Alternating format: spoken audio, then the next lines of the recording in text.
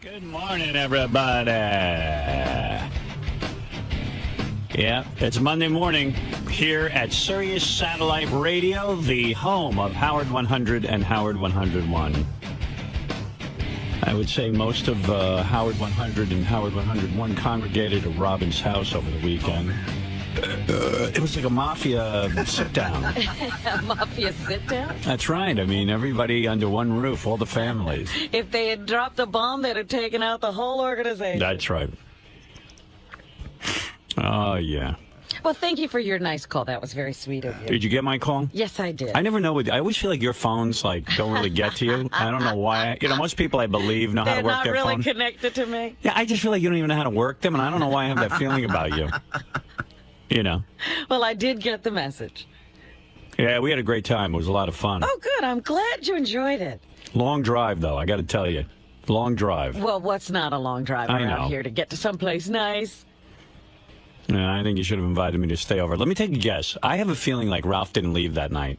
No, Ralph left. He did? Yeah. Boy, he was weird at the party. Why did he say that? Because I got off the boat with you, and Robin gave me a ride on her boat, like she actually commandeered the thing. And her, what were you wearing? Evening wear? Like, are you wearing like a negligee? I was just wearing a little top with. I had a bathing suit under. I was actually ready for. She had on like a fancy negligee. Yeah, she looked, I'm wearing a negligee. She almost looked like she was ready to seduce someone with that. That was really cool. Anybody else want to comment on Robin's outfit? I thought it was very, very handsome. I mean, like with the special high heels. Yeah. I mean, You should really check me oh, out. I did. It Oh looked my like you were God. ready for a night at the plaza, and she had the champagne and the whip. Yeah, she had gold slippers. I caught a very provocative slip. Yeah. I mean, it was cut up to the hey nana ha ha ha. Well, no, Robin was walking out of her house and the sun was shining. Yeah. And I was like, wow, I don't think she's wearing anything underneath there. She was standing. You were standing up by the entrance to your house in the back, and I was over by the boat, and I looked up, and yeah, your dress was. You were nude. It was. Diaphanous is what they call It was blowing up, and you saw all you of look good.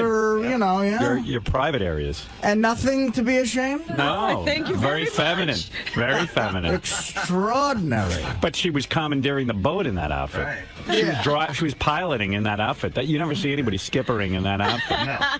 The skipper of the minnow wasn't wearing. I mean, I like the two guys you were with, but I would have preferred you doing that. That's fine. Gary got caught up in hell. What happened? Robin had her big boat, right? And then she had this little boat, like a dinghy boat. Yeah. There was Oh, a yeah. jet ski boat. Is that what that is? Yeah, it's not a dinghy. So Gary's so cursed. Gary gets on there with the kids, and he even said to me he figured to go for a little ride.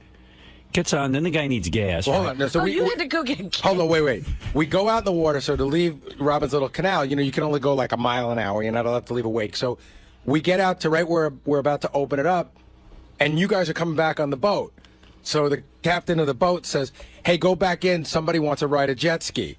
So we turn around, go at 2 miles an hour. We get back, and then somebody turns out to be Ralph. So now we got to wait for them to lower the jet ski in the water. Me and the kids are still on the boat. The sun's Why do you beating have to be near Ralph and the jet ski? Because they were saying something about that Ralph wasn't allowed to go on the jet ski alone. Right, there's a rule in Jersey about jet skis. You have to have a boating safety course certificate. But I And think Ralph didn't have one. Wow. Ralph didn't have one, so the guy that was driving our jet ski boat Ralph had to stay near us. So now they lower it in. I see my younger guy. He looks like he's about to pass out because the sun's beating down on him. They lower the jet ski, and now we got to go back like 2 miles an hour. Then they have to get gas. So we go. He goes, "You see that bridge over there?" I'm like, "I can't even see that bridge." But I got to tell you, the ride was great. The kids loved it. We go all the way out there. We get gas. Then the dude says, "Hey, you want to go through this cool place?" Which the kids love. But it was another. Gary's perennially, if that's the word, caught up in the kids had a good time. Right. But he didn't. Right. No, I did have a good time. It was again being trapped in that tank.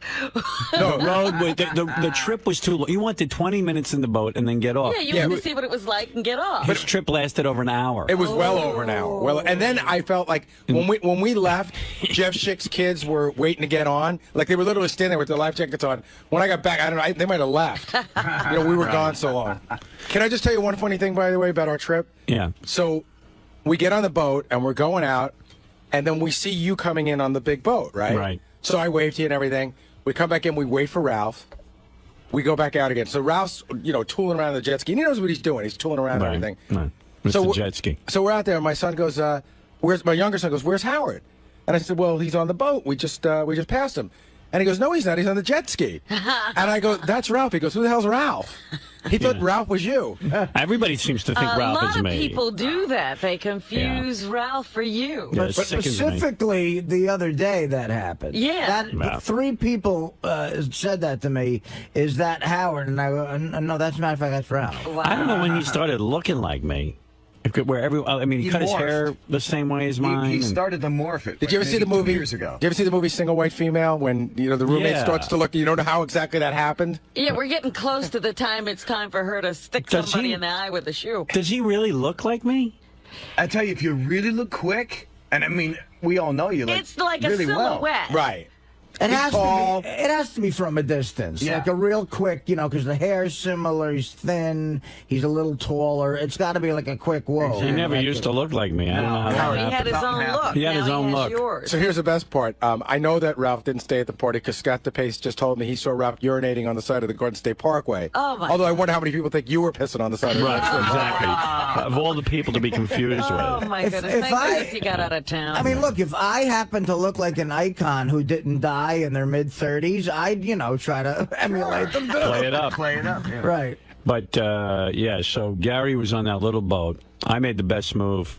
Well, anyway, before I went to your party, I read on the Stern Fan Network that some guy knew where you lived, and he was going to try and videotape. Oh. And then when I got in, I spotted him across the way. Right away. And then the police went over and grabbed him. It was pretty cool. Yeah, the police were great. There was a whole... Very helpful. They got him. Unfortunately, they couldn't stop the guy going back and forth in the canal. Did you see that guy? Yeah, so what? There was a whole... I said, that canal has never been so traveled. I know. There was a whole party going on outside. Right. A band showed up yeah, that was funny. in a flatbed like the Stones used to have, playing, full music. For you. Yeah, right. Yeah, exactly. did you see the signs when you left? There was Artie. there was a huge sign on the van that said "For Artie," and they started playing the Allman Brothers, and they yelled to me because I happened to be outside. No. That was the Allman Brothers. What was Artie? What was the Allman's is a midget? That would have been fantastic. What was the point? No, Robin hired them for the day. The point was they had a gig that night, and they were trying to make a splash. They knew the cops, but they knew that I like Southern rock. So they played the Allman Brothers, and I'll tell you what, they sounded amazing. I heard it's not a bad band. And they had tacked up. The next day, I'm walking up the street, and I see signs that say, "Artie, we love you." Right. Hey, Artie. Right. I was thinking, the way we arrived, I was thinking, Robin, next year, if you do it again, you should embrace it. We should do a red carpet and everything, because that's what it was like. And I listened to one of the songs. It was very nice. But then I went up to him and I said, "Hey, guys, listen. God forbid some of these people think I had something to do with this, and you're going to get me in a lot of trouble. So it's a private party." And they were nice, and they knew the cops is what happened. They had an in. You know what? The cops were telling me that, they take guitar lessons from one of the members of the band. Right. But even they told him, "Hey, dude, you're going to get us into trouble." Right, exactly. So. Yeah. It was it was a great party. It really was. Oh, thank you. I enjoyed seeing everybody there. But getting back to it. I hoped everybody besides Gary had a good time. Well, I had a great time. Getting stranded on a boat. Listen, But to me, the best was I look out and Ralph is sitting on the jet ski, going around in small little circles slowly, and I'm like, does he think that maybe somebody else wants to get on the jet ski? oh my God, that thought would he was on that jet ski. It would never occur to him. Yeah. He was on the jet ski as long as I was on the boat, and then I came off the boat and left, and he was still on the jet ski. He had to be on it for 2 hours. He was out there gee, that's a weird move. You show up at a party and you just sit on the jet ski the whole time? He acted like he did me a favor. When he finally got off the jet ski, and I was running around, I didn't realize how long he had been on it. He goes, "I broke it in for you." Yeah, right. Oh, great. Wow. He's doing water ballet on that jet ski. Oh, yeah. He was telling me how great the whole thing was, and there's great areas where he's zooming around. Well, remember I told you we went a half an hour away? Great. I found great areas. He did. It's called, Robin's boat guy took us, he called it the Snake Trail. So he took us through there the first time, and then I saw Ralph an hour and a half later, and he goes, I went back through the snake trail again. I was like, You're not jet skiing, are you, Robin? The jet ski and the jet ski boat just got there. I've never been on them. Yeah, but you don't swim. What are you doing?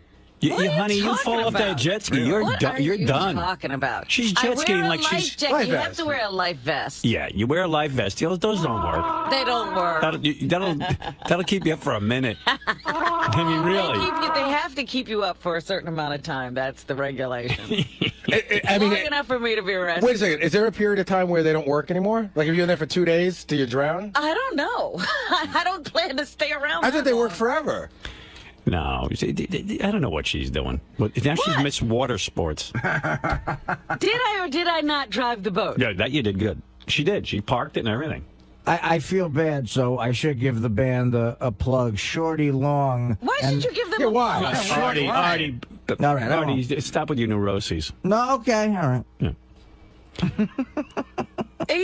We're talking. He's thinking about that band. Yeah, They risked- get your mind off it. They risked getting arrested. What'd they ever do for you? What? What'd they ever do for you? You don't know them anything. No, I know. They gave me a T-shirt. Oh, there you go.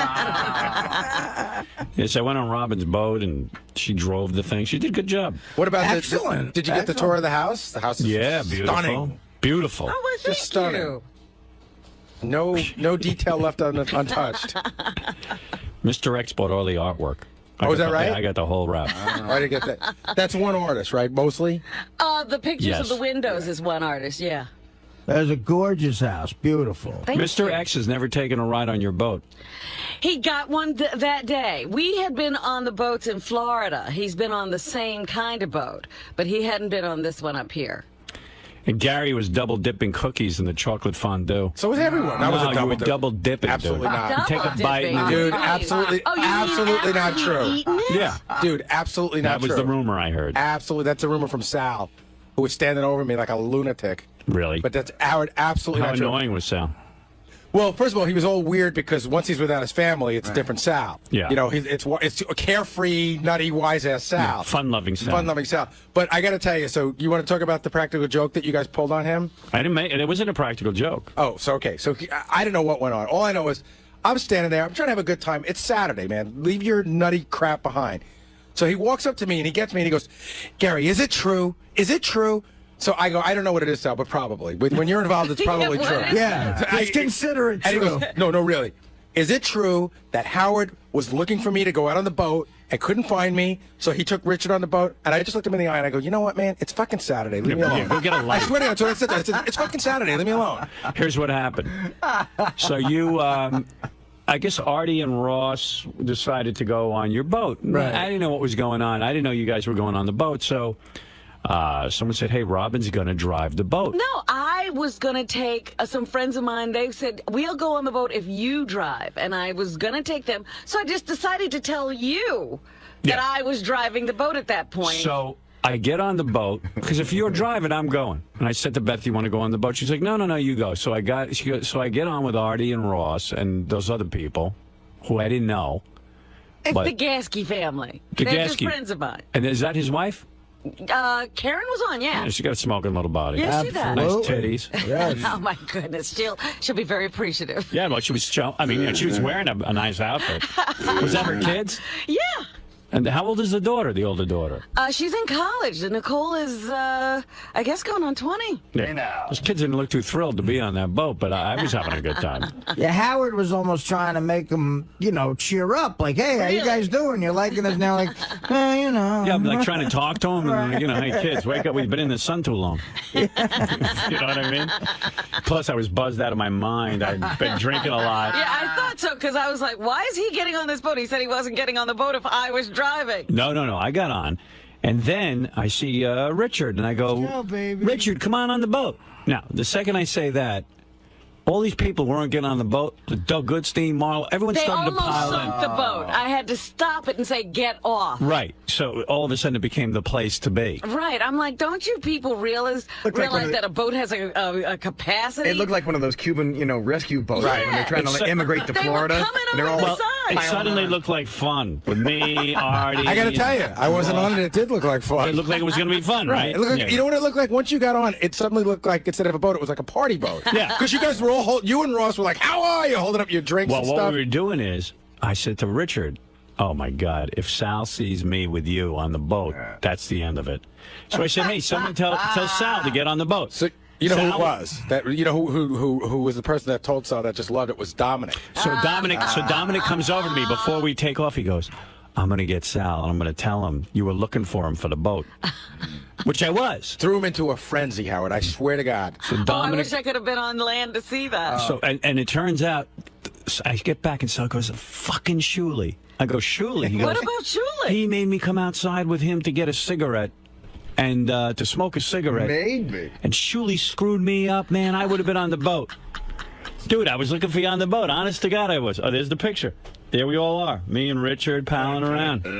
Well, when the boat left, Meanwhile, Richard and I had a great time. Richard was so funny on the boat. I quit smoking, and I had 4 beers in me, and Shuley convinces me to have a cigarette. And the one freaking time I do that, you take off on a boat, Oh, Richard. forget it. There was that one time the boat kind of stalled, and, you know, we're all city folk. Richard fixed the boat. Dominic comes running in the front. Where I was looking all over for you. And I run. I swear to God, I ran in the back like you thought my kid fell into the water. And you saw the boat pulling away. It was gone. Oh, man. And, dude, we were, like, looking baby. for you. And I wanted to get into the jet ski so bad and follow you, but I don't know how to ride that stop. thing. I got to tell you, that would have been funny. he would have jumped from the jet ski on the boat. Honestly, Richard and I sat on that boat the whole time, and we just had the best conversation. Yeah. I'm not lying this time. It was painful. Yeah, it was a blast. I mean, we had a lot of fun. You were buzzed, and we were giving Robin a hard time while she it was driving. hysterical. And it was a lot of fun. It was, and the whole time I'm like, wow, Sal would really enjoy this. And as they were pulling back, Howard had his arm over Richard, absolutely. and Richard gave Howard a kiss on his cheek. There was a moment, Sal, And I went, there was a moment where Howard got so relaxed with Richard, he laid down and put his head in his lap. All for you, Sal. And I'm right next to Gary's kids, giving them the finger. I felt so bad. Yeah, we had to have the conversation with the kids before we went in. Because I just know, my wife said, you know, listen, there's going to be a lot of people cursing here. Just ignore them. And Sal's like, what the fuck is going on? I apologize to me. I'm up to Gary's kid. I'm like, I'm so sorry for saying fuck. I gotta say too, I fell in love with Robin all over again that day. To me. On the boat. Ridiculous. Richard and I were standing behind Robin, and then I said, Richard, why don't you propose to Robin? She looked so like she was so empowered driving that boat, and it was so sexy. I said, seeing tell her her how so you like a powerful woman. Yeah, He goes, Robin, I love you. Will you marry me? like I was dreaming that something would happen, and Robin's boat would get stranded on an island, and Oh, great. she would be forced to like have sex with us after a few days. She'd be so horny. You know what weird thoughts I was having? Robin started showing us around the house, giving us a tour. And I started thinking of that weekend that Robin had her little pajama party with like Lisa the sales girl and Anne Marie. And I'm thinking like, oh, I wonder what room they were in their pajamas in. Oh, I didn't even go that deep. Different house. Different house? Yeah. For my money, it was that house. You know who gets really pussy whipped? It was great to see is Steve Langford, the newsman. The newsman. You're 100% right. Him with the kids. He and the was pool and more the Gary white- than Gary. Yeah. He was out Garying Gary. Right. I was in the bathroom with your son because Robin set up porta potty, but it was like no porta potty I'd ever seen. Oh, it was like the Four Seasons in that. It was bathroom. a porta I could potty. live in What's that. that cost, Robin, to set up porta potties that exclusive? Thousands. Yes. But it did come with a party favor, which my kid took home. There's a little like spongy version of the porta potty with the number on the side. Kids want to rent it. Well, there was no lock on the door, so I went in and, you know, there's one urinal and then there's the toilet. Right. So I walk in and I hear a little voice go, "Hey, who is that?" And I go, it's Jackie. Yeah, I know. I go, "Who's in there?" He goes, "Lucas." I go, "Lucas." I go, Lucas, it's Howard. I'm gonna take a piss here, all right? I'm gonna use the urinal. Do you mind? He goes, as long as you don't look at me. You're right. I go, and then I felt like, what am I, a predator? I go, don't worry, I'll stand guard here. So. You got to be so nervous around young kids nowadays, especially boys, because the political correctness and what's going on in the Yeah, I world. didn't want him to think I was a homo. Right. I mean, like Yeah, you did can't you follow him in there? You can't walk up to a couple and go, "Hey, listen, your son is beautiful." Right. Very I cute. don't want to blow him, but I think he's very cute. Yeah, so I had a conversation with him. He was in there. It was kind of fun, I was like, oh, the poor kid probably has to take a dump, and it just sucks, Nothing's worse. When you're a little kid. Meanwhile, When you're a big kid, yeah, dumping in a porta I don't stand. care how fancy the porta stand is. Right. By the end of the party, there's floating turds in that. Oh, porta stand. I Is took that a true? monster dump in there. Did you? Oh, Did it flush? I had flushed 4 times, and there was a poor guys waiting outside, and I was so embarrassed. How can you at this age not, unless it's a true emergency, Not hold it in. yeah, figure out a timing process where you don't, under any circumstances, have to shit at a party like I know. that. I didn't shit at I any mean, party. like, 6 Heinekens, hot dogs, shrimp. You're gonna take a shit eventually. Yeah. Those spare ribs alone will loosen up your colon. but that can't wait till you get home. I couldn't. And there's no water in there, so it kind of looked like a little tropical island, like. You built your own island? Yeah. Well, I wanted to put some I'm Easter. gonna throw up. I want to put some Easter grass around and make a postcard out of it. Well, I got to tell you, I got to tell you, because I walked in at the end because I wanted to pee before I got on the long trip back. Right. And I would prefer to use the toilet area because you can close the door. I looked in there, man. I wouldn't want to be the guy who has to clean that crap up. Of course not. Man, there was like 20, you could tell like 20 different people had floating turds in there. Not a good gig. And it was like a lot of streaks stuck to the ceramic because there's no water to rinse it off. Yeah, they got it. You know what? The porta stand could be a better invention at this point. They could improve upon Hey, it. all I know is Robin had. That's probably the most improved it's been. It had crown molding. Yeah.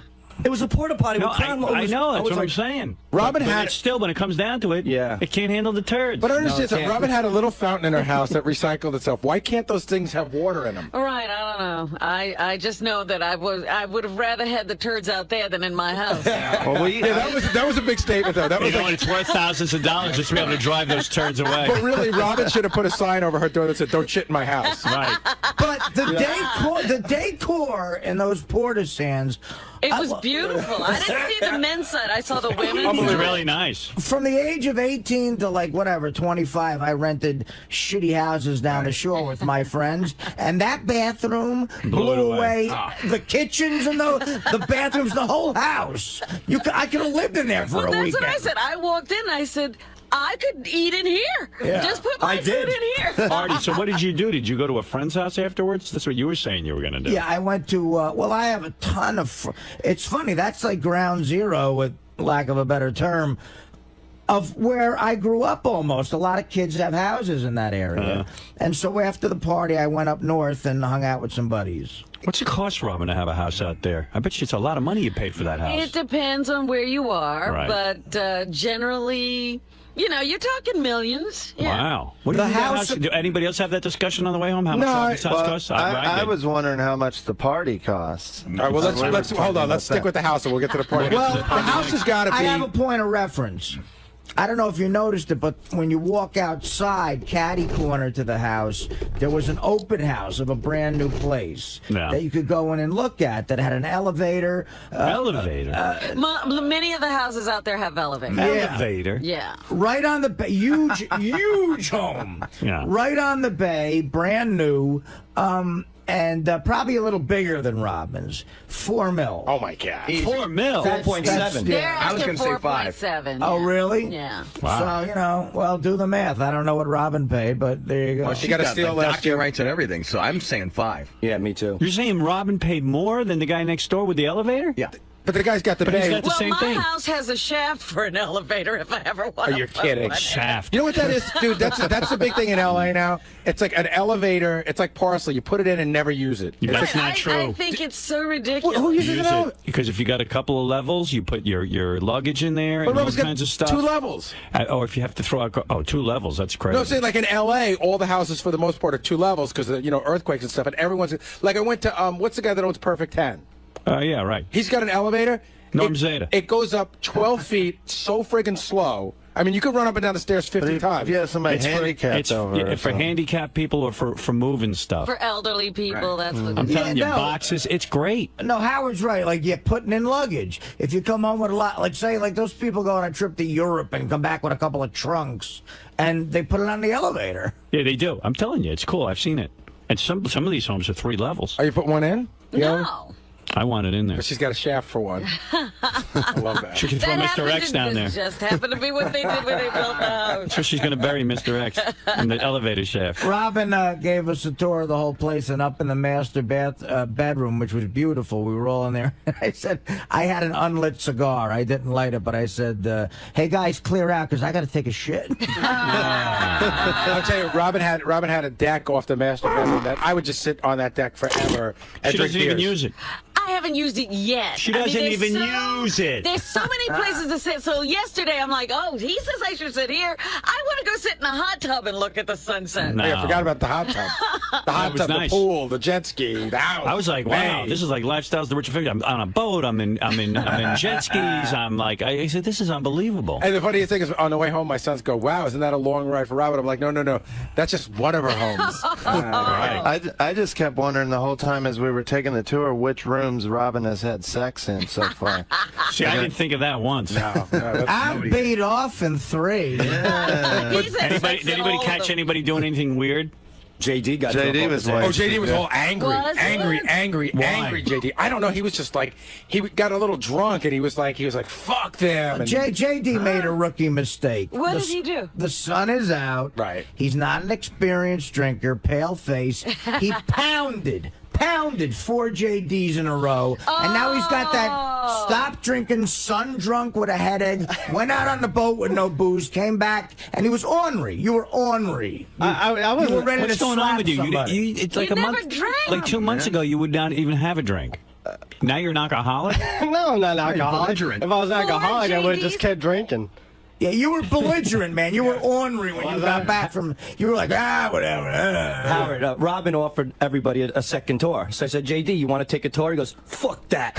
He goes, what is this? MTV Cribs? I ain't going no fucking tour. Oh, and I heard you spilled a drink all over Robin's boat. And he was laughing about it. I'm sorry about that, Robin. dude, he was spilling Thank God drinks the all boat over. is watertight. We cleaned it all up, me and Will. Thank you, Will. The badass emerged, not JD. Yeah. The Now we badass.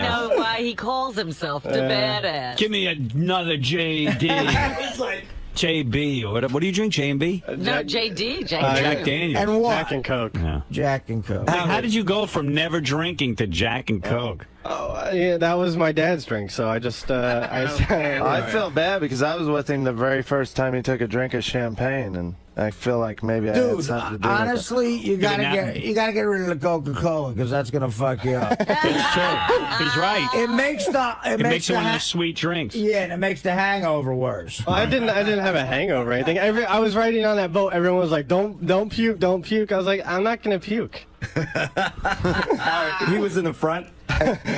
When he gets drunk, he almost gets even more retarded. Like his bottom lip opens up and it's got spit all over it and stuff. And he's standing kidding there. me? He's standing there wobbling back and forth. And Scott Salem's wife goes, "He's drunk. I thought he was always like this."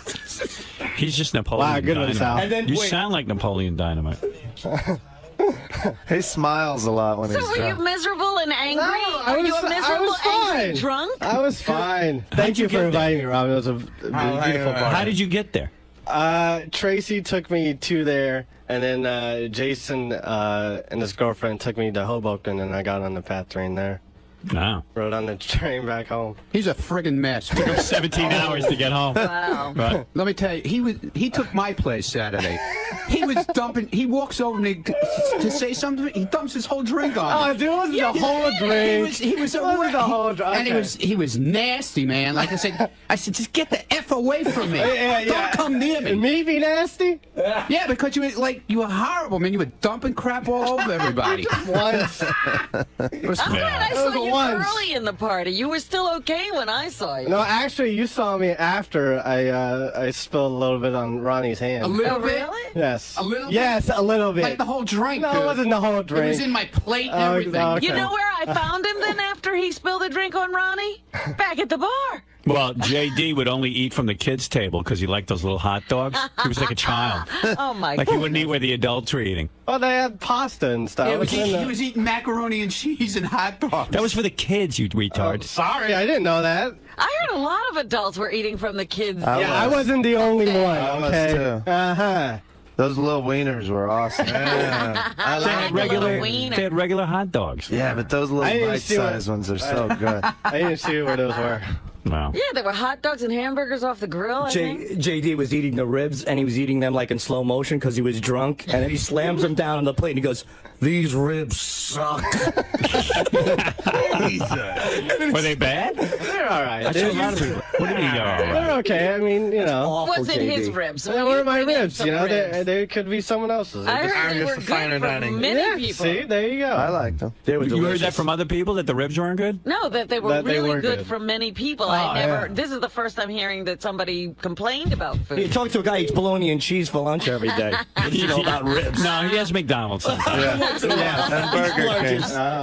I walk by and see that lunch every day. My final food tally was quite a bit. Yeah, the big topic was how fat you'd gotten. Let me tell you something, and it didn't help the other day. I had probably about 8 or 9 ribs. Wow. See, I didn't see that going on. I was sitting and eating with you. Yeah, Well, well, you I- saw phase 1. Oh, you mean that was your first sitting? Yeah, I had it before and after I went out on the boat. Oh. And then I had about easy 5 hot dogs, 2 pieces of grilled chicken, and And you didn't take a shit? no. Wow. No, Awesome. Jeez, Artie. Good. it takes a Did lot. you eat from me. any salad? And yeah, I did. I had a little salad, which always helps. And then I attacked the cookies. Wow. You know. We should have weighed Artie's dump after that party.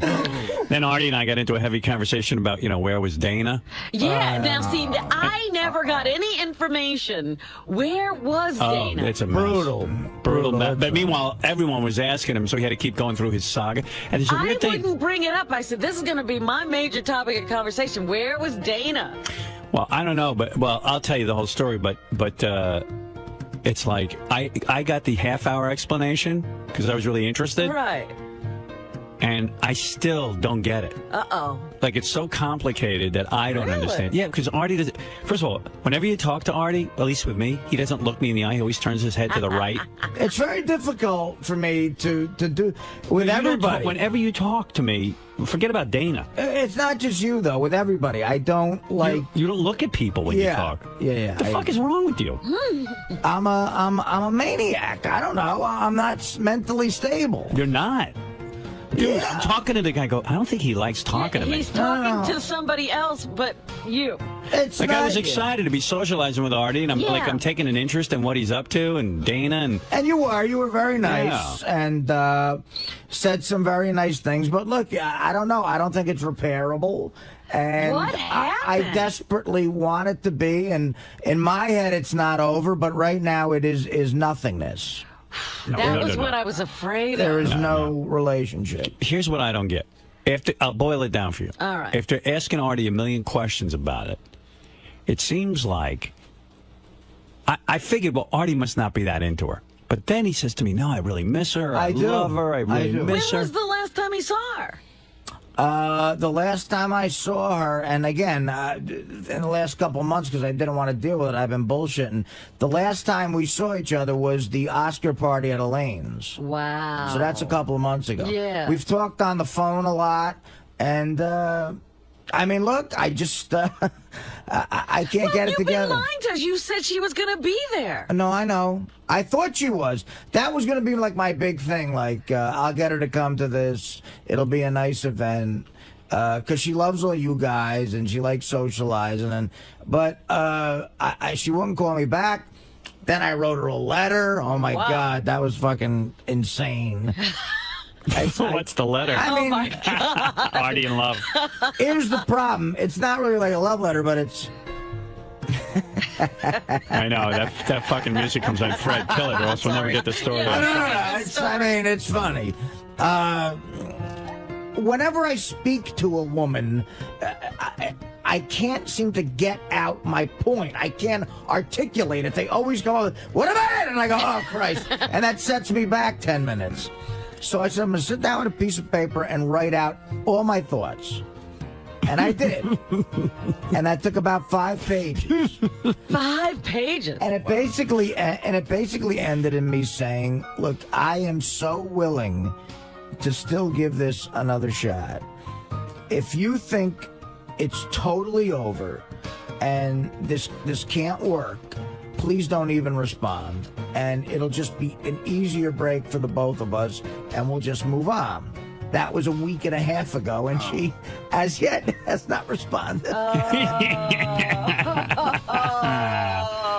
So, you know, that's the hint. And I would love to lie to you and say I'm dealing with it like... Here's the crazy thing. Can I interrupt? I was amazed. Because I had a lot of this conversation. Okay. Here's what I don't understand. All right. She wants him to go to a psychiatrist. Right. Okay? That's part of it. Part of it, which would probably solve a lot of the problems, because she's thinking, hey, if we're going to get serious, we're going to end up getting married, having kids, and are you going to be the type of father that can, you know, rise above everything and your past problems? Right. Because she doesn't want a dad who's sitting there, you know, rolled up in the fetal position. Instead of someone who's going to throw money at the situation, like Right. if I'm in a depression or if I'm drunk, I'll just say, look, you have access to a checkbook. Take the fucking kids to Busch Gardens for the weekend, and I'll get better. You know. She doesn't want that? No, she doesn't think that's. So anyway, I said to him, Artie, don't you think you deserve? Like I said, I said, on some level you must be sick of her, because then you'd go to the therapist. He goes, no, I really miss her. I do. I'm beginning like a pain in his heart. I miss her. So I go, wait a second. What makes you think you don't deserve to have a happy future? Why can't you see a future where you're not drinking and where you know heavily, and where you're not rolled up in the fetal position? Right. You always see the disaster in things, therefore you're not entitled to anything good. So, you know, it's sort of like, what's the use? Yeah. So I said, so just go to the therapist and then you have her back. And then he goes, no, I can't do that. And I'm like, I don't want to. So it Well, goes, what- it yeah, goes I don't around. So that's why I understand. never get to the bottom of it. Well, I'm so deathly afraid of a therapist. I just don't know what I'm going to talk. See, I have this thing in my head, being as cynical as I am, that therapy is just this huge scam. Like, you know, like me. I was like that. Like Look, this. but you're not. Why would you be afraid of a scam then, Artie? Go and get your girl back. You know, yeah, but maybe Enjoy that's the scam. But that's for the wrong. But that's for the wrong. Right? No, you know what though? I brought that up to her, and she goes, "Well, that's going for the wrong reason, and it's not going to work." And I'm like, Why are you "Well, discussing that with her? Just go. all right. Well, I do. Again, I have a name that she has nothing to do with that I could call, and try to get into it. And I just got to overcome that cynical attitude of like, here's a guy who's like, I almost look at a shrink. Not that I'm Tom Cruising against psychiatry, and certainly not drugs. You give me a pill. If you said this pill will make you feel better, where is it, You'd man? be right Let's there, party it up. I'll down it right now. But I almost look at him as like a televangelist, like, do this and give me money and you'll feel better. And it's just like the sucker thing in me. You know, I think I'm a sucker for doing it. And I can't get over that. And that's my old man talking. Did you and, ever think it's not that you are afraid of being scammed, but you're afraid of getting that close to someone? And that's the whole issue with Dana? Or opening up. So if you get close to the psychiatrist, maybe you could get really close to Dana. Right. Well, hey, look, that's one definite opinion that might be true. I might be scared. Yeah, I might be scared to. I think So that's the bottom line of all of Right. it. So be brave enough to take the first step and get over your fear. That's all she's asking you to do. I have awful like reasons for going. I thought maybe I'll go just to get material, like for stand up. Like Yeah. I mean, you know the what? worst possible Whatever reason. it takes to get you there, go for it. Right. Yeah. Go. Well, I mean, again, the goal is to eventually pick up that fucking phone and talk to this guy and make an appointment. I could literally go right after work and just see what happens the first time. And I don't know, maybe I'll have some sort of epiphany. I've talked to people who were anti it for a long time and live by it now, such as yourself, such as certain people in my family, and they all go, look, I live by it. It really is helpful. And hey, bro, 5 years before I called the therapist, I had his name on my desk. 5 years it took me to get the balls up to And call aren't the you guy. pissed that you wasted the 5 years? Yeah. You should have been there sooner. Well, you know how long ago you gave me that name? It's coming on 2 years. 2 years. Yeah, I know. Of literally having that name sitting on my desk. Right, like in the corner. Man, you got to do it. And then if I do it and I do have some sort of, like you say, epiphany and my head's clear, I'm hoping one of two things would happen. One is, God, I got to do whatever I can to get back Dana, assuming she's still available. Or maybe the situation wasn't the best, and now I have the tools to go out and have a healthy relationship. There you That's right, go. Artie. You win in either scenario. You're a winner. You can do it. Although, Robin, waiting 5 years saved me about $200,000, I figured. I just computed that. Is that worth it? No kidding. Oh, yeah, I could buy a boat. It's always fun to know. I did 5 shows of dick jokes and zanies in Vernon Hills, Illinois, to pay some guy for a weekend, but with the paycheck. Nah, but you know what, man? You're in a bad worth place. it, yeah. You love you. Well, he doesn't, but you could. Right. Come on, every entertainer on the planet loves themselves. We're all narcissists. No. This is not how you treat an object of love. Yeah, you hate yourself. There's that too. It's such an ambivalent thing I have It's not about me. ambivalent. You're not ambivalent. You might say you love you, but you treat you like you hate you. Yeah. I'm not thrilled with me, no. I want you to pick up that phone and go to that appointment right now, son. Yeah, well, anyway, so I Boy, I did. You know what? Because Artie was being very lighthearted and he was, very personable with everybody at the party. But it was very obvious to me that Dana wasn't there. Right. And I didn't know whether to get into it or not. So I thought I'd wait until here. Well, although the fun of it's going to be seeing Artie's next girlfriend. Well, that's fun too. You were busy hosting, and it wasn't like. And me and Howard were at the buffet table, and we were talking, and he said, "How you doing?" I think he could tell I was a little down, and I laid that on him. And again, I didn't feel like doing that at a party. But I was glad we got to talk. Yeah, and then, you know what? Even though I thought that was what was going on, I was very glad that you came. I was like, well, a lot of people would use that as an excuse not to be oh here. God, no, I wouldn't have missed it for the world. And I had a blast. Yeah, we had a great time. Yeah, it really actually. It wasn't a downer talking to Artie. It was actually kind of nice to talk to him, except for the fact that he turns his head away from me when he talks. And he won't look at you. I do that my whole life. I'm not good at that. Do people call you out on that all the time? If you notice, there's times, if you watch my DVD, there's times I don't look at the fucking audience. Well, I wouldn't look at the audience either. Yeah, you try not to do that. I look down and I don't know, maybe it's just a weird thing. But then we went over, we sat with Ross, Melissa, and they all had, and Howard, and they all had very nice things to say. It was very supportive, but I just got to figure it out. I got to deal with it right now. Do you know if Dana's seen any other dudes? Well, I don't know. I got a feeling maybe something's going on there. You better. So do I. If she didn't get back to you for a week and a half. I have no proof of that, but of course I'm thinking, God knows what's going to happen. Are you hearing some things?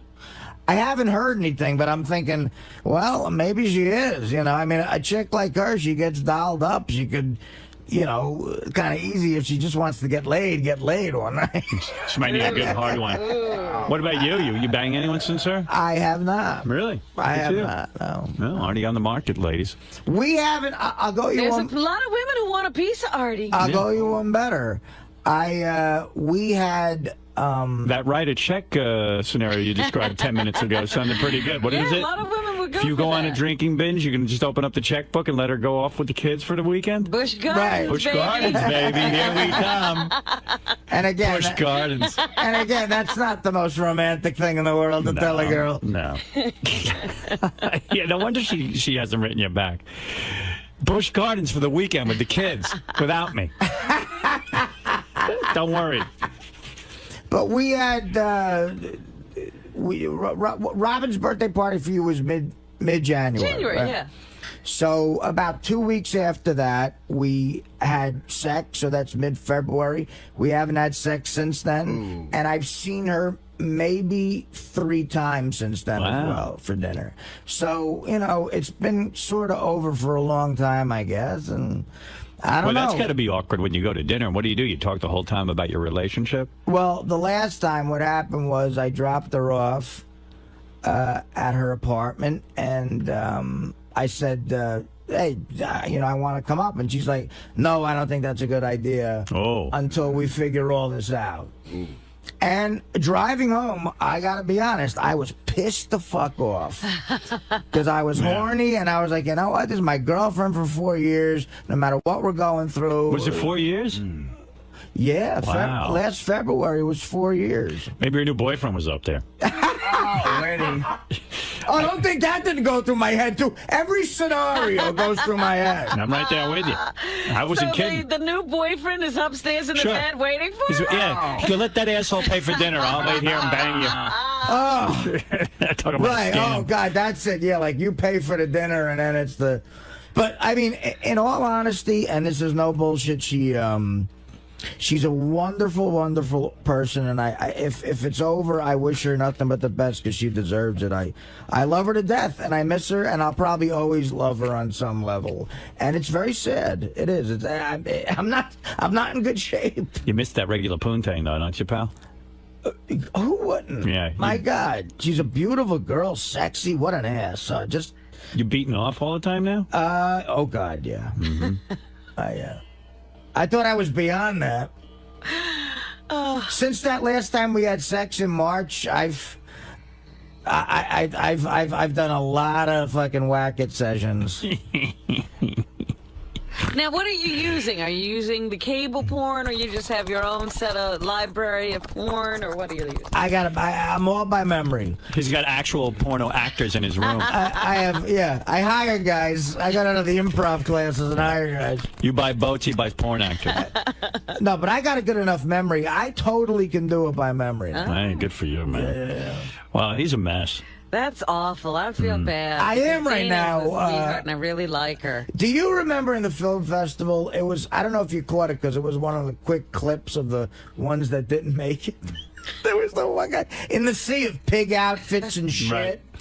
Right. In my little montage, there was a kid clearly homeless with a blanket laid on the street, black eyes, like a needle, coke, and booze. And he wakes up out of a daze and he just goes, Dana, is that you? Like he's seen a mirage. Dana, is that you? Dana, come back. Ow. That's great. It was really funny. Yeah, that's good. Well, you know what though, man? I see new girlfriend in your future. I'm thinking like, who was that chick who called up one time, wanted to bang you, and she was hot? Well, here's the thing. As much as I love Dana to death, and still, if she would come around, I think I'd marry her next weekend. I really would. All right. You get that rock out and marry her? And I'd actually mount it, Rob, and I'd go the full route. Go ahead. But we're guys. And as much as there is, you need to get the laid. one positive silver lining here is, hey, I'm single, you know? Right. And I'm about to, do a couple of different cities on tour, and hey, whatever happens, happens. Say what you want. A lot of hot chicks show up to these gigs. Well, what are you waiting for? I'm all over that. Look, man, I might not be waiting for a lot. Yeah, you better snap too. I might be able to cash in there. All right, hey, it's an hour and it's gone by. We've heard all about Artie's love life. Well, listen, it is. I'm very sad. I love Dana. I love her, and If you love her, go to the therapist and get her I back. don't know what you're waiting for. We've been asking you every week for this was my whole day at your party. He won't answer that question. And well, there's another whole issue that and again, what pisses me the fuck off about this is you could not have hit this more on the head. A really big issue that I didn't think would be big is the dog. Oh, the dog. The dog. I had a different one, but okay. No, the dog. You can't handle it. She was over every fucking weekend. With the dog? No, before the dog. She got the dog. She stopped coming over. She was going to have her own drawer and everything, and I wouldn't let her come over, and I stopped going over. It's not a little dog. It's a huge dog. So get a big house. That was the goal, but then she even says, but I want the dog to be allowed in the house. I said, I'll build the fucking dog a den that, anybody would love to live in. The dog wants to be with people. That's their whole gig. Well, you know what? I get it. If you don't want a dog and she's got a dog, that's a major issue. You know what? It became a major issue. It did. Yeah. It did. He doesn't want a dog. We got to the point where, we'd go out to dinner in New York. We'd come back. We'd go to my place. We'd have sex, whatever. It was great. And then we'd stop and she'd go, you either got to take me home right now or at 7 in the morning because I got to take the dog out. Right. And if you think I'm lazy now, you should see me after I drop the load. One of my loved ones could be on fire. I wouldn't get up. Can I say something? And then the next day I had a day off and I want to get up early. Who's the hottest chick you've ever seen? Who's your fantasy #1 chick right now in the whole world? I'm talking about famous of all time. Of all time, in her prime, my always go-to is Carmen Electra. Okay. If Carmen Electra fell in love with you tomorrow and said, Artie, I'll let you fuck me 20 times a day. I love you. Right. But I got a dog. Yeah. Same size as Dana's. Right. What do you do? You're not going to believe this, but it would be an issue if it had to. Just because if it had to live in the same. I don't want the hair. I don't want to see hair in the kitchen. Carmen Electra is blowing you, Artie. That's nuts. That is nuts. She's going everywhere with you. She's on your arm. She's totally in love with you. She's blowing you, and she's banging you. Howard, the answer is... The only thing you got to put up with is a dog. The answer is you should be living in a kennel if it's Carmen Electra. That's the answer. You'll sleep in the dog's cage. I will sleep in dog feces to have her. But I understand what you're saying. A dog is like, What do you want me to But you know what? That's you. You're not gonna put up with. You want things your way. That's me, and that's my problem. That's part of my mental craziness. But, I skeeve a dog. All of this could be discussed in therapy. Right. The guy would get into it with you about the dog. Right. Well, I thought I had a very generous Artie, compromise. you don't want to get your hands dirty, right? No. With the dog, seriously. No, I don't want it to shed hair in a living room where I may take a sandwich to watch the game. Now, let me see. I don't want it drooling on the kitchen floor. Like, how you throw money at stuff? Have somebody vacuum every day. Yeah. Oh, no. We would have a cleaning woman, but I was even going to go further, build a beautiful big house with an addition that people would kill for, and the dog would stay there. No, people want to be with their dog.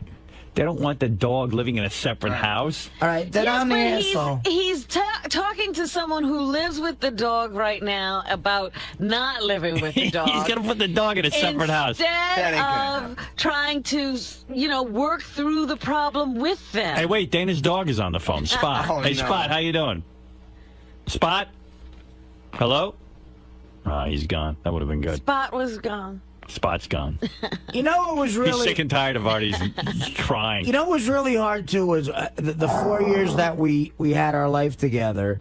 She genuinely, misses all you... She loves all you guys who I work with. We missed her. I was, looking forward to seeing her. I don't miss her that much. I like Dana. Honestly, I'm not missing her that much. No, but I'm doing fine with it. She really likes... Nah, she's a great girl. How often does that happen that, your spouse likes who you work with and can socialize? It was a perfect... Brother, she's days a great girl. Saturday, and remember how hard it was you so worked much to get her? fun, and okay, that's what you want. I don't know.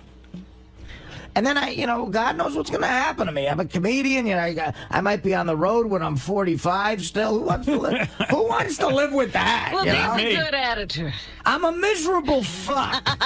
Oh, man. I don't know what I'm going to do with you. Jeez. And all I wanted to know was if you spent any time with Fred at the party. Oh, me? You know what? I thought I saw you guys talking. Yeah, I had a fantasy that Fred and I would sit down and have a real conversation, but he's so busy with that daughter. He's father of the year over there. Well, I want to make sure she lives till like at least 5 because that canal was kind of making me a little nervous. But I saw the cutest thing. A lot of parents were a little nervous. I saw Fred trying to get Tess to jump into the pool. It was kind of cool. I saw that, too. See, the idea was originally the idea was to go on the boat. And she saw the pool. She said, no, I want to go in the pool. No, we're going to go on the boat. Then you can go in the pool. No, I want to go in the pool. So I figured if I got the pool out of the way, then she'd go on the boat. So we got ready to go in the pool. She put her toe in the water. It's too cold. She didn't go in the pool. Yeah, I said, hey, Tess, tell me something. She's like, what, 3 now? Yeah. I said to her, hey, Tess, tell me something. Who reads to you? And she goes, my daddy. I go, oh, okay, I didn't believe him. Then, but Tess is a very cute child. Yeah. Very precocious, just like Fred. And she has, honestly, she has a personality, unlike Fred. Unlike Fred. Yeah, she has a delightful personality. I feel she's way more personality than Fred has. She's advanced in the personality department. I've had more conversation with her than with Fred. Well, that's the idea. I'm going to try and have her learn from my mistakes. Well, she said to Allison Norris, Fred's wife, they were getting ready for the party, and Allison Norris was preparing her for the party by showing her pictures of who was going to be there. That was my idea, by the way. Very good idea. She's trying to cut my idea, that bitch. And Tess was looking at all the people, and she said, there's Howard's going to be there, and this is Howard's girlfriend. And she went, Howard's girlfriend is Cinderella? That's so cute. Because that's one of her favorite stories, so she reads it. She says Cinderella. That's Cinderella. She thought Cinderella was there. That's right. Yeah. I said, that's right. She's going to turn into a pumpkin at midnight. I tell you, I got into self-destructive mode at the end of the party. I had one drink, and then I was like, because Wayne and Ross went down to AC. I know. And I went to go see my friend, and I was begging my friend. He's married now. I said, let's hit the Borgata. I know a couple of guys going down there. We'll play, and again, the marriage thing. His wife would not let him go. Oh, boy. And I was like... So you got it all this weekend. That poor bastard. Yeah. So I was seeing that end of the spectrum, Rob. I'm like, she's like, no way. She goes, my parents are coming over tomorrow. Why couldn't she go too? Well, her parents are coming over tomorrow. She had tomorrow. a set up for the thing, and my buddy's going, yeah. I'm like, well, he's looking over his shoulder to me like... Oh, he made like a face like, oh my God. You start becoming a little boy when you get married. Yeah. The boss is in town. Right. Now, a little kid who was crying. Yeah. But, look, what are you going to do? That marriage thing can really put everybody on equal footing, and then before you know it, you're the low man on the totem pole. Yeah, somehow you get eclipsed. You get passed over in the ranking A real man awards. Is like Henry Hill in Goodfellas. He just starts laughing, and then he leaves, and then he closes Well, you the know door. what I did? I got very belligerent, and again, this is so immature and wrong, but the last argument we had, I said, you know what? Fuck you. There's not a broad on this planet that's gonna fucking make me go to a shrink. I don't give a shit. That's what I said. I said I'm a fucking man. I go out. I make money. You know what? You know why I can't? You're old school, man. I said, you know why I can't go to the shrink Saturday? Because I gotta go fucking L.A. and do the best damn sports show to promote a movie that you might can't go to a that shrink. might buy you a Bentley, motherfucker, like that. You said that to Dana? Yeah. That's great. The I money wonder thing. she's not responding to your letter. And she kept shaking her head. She goes, "You're missing the point. You're missing the point." I'm like, "No, I'm not missing the point. I don't need therapy. I need gigs and no." You need therapy. I said, "No fuck," and this is right out of my father's mouth. No fucking broad is making me go cry at a therapy's office. Well, there you are. And that's Now it. you're alone. That's it. And right. Now you're at Robin's party by yourself. And much to You know what? No broad did. That's right. You win. Out of all respect to You've gotten Dana, laid in a month. Dana could have buckled, and she said, "You know what? If that's it, we're done." And we haven't talked in a month. And one day I want to try You to make. showed her. Yeah, you're right. You win. You're the man. Well, that's like the Ralph Cramden. That's like the. That's like. I am the king of my castle. That's like the classic. That's it, Alice. The greatest. That's it. the greatest Richard Pryor story ever was he bought one of his wives a brand new car, and she pissed him off, and he said, "Get the fuck out of the car, bitch! Get out!" She got out, and he shot it with a gun. Right. His car. Right. That's he right. ruined it. That's and right. then the next morning he said "I showed her. I ruined that fucking $20,000 car, you know."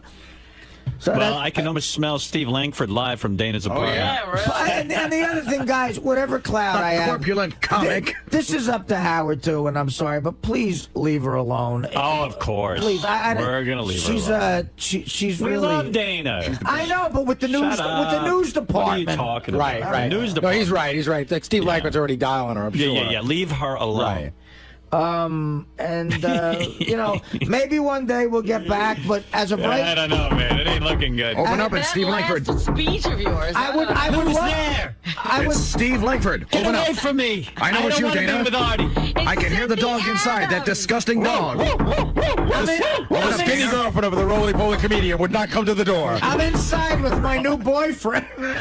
Hold it a second. There's a boyfriend here. Hold it. This is Allison. Oh, and that's the other thing that's keeping me up nights is has she been? Has she been? We have because She ain't waiting around.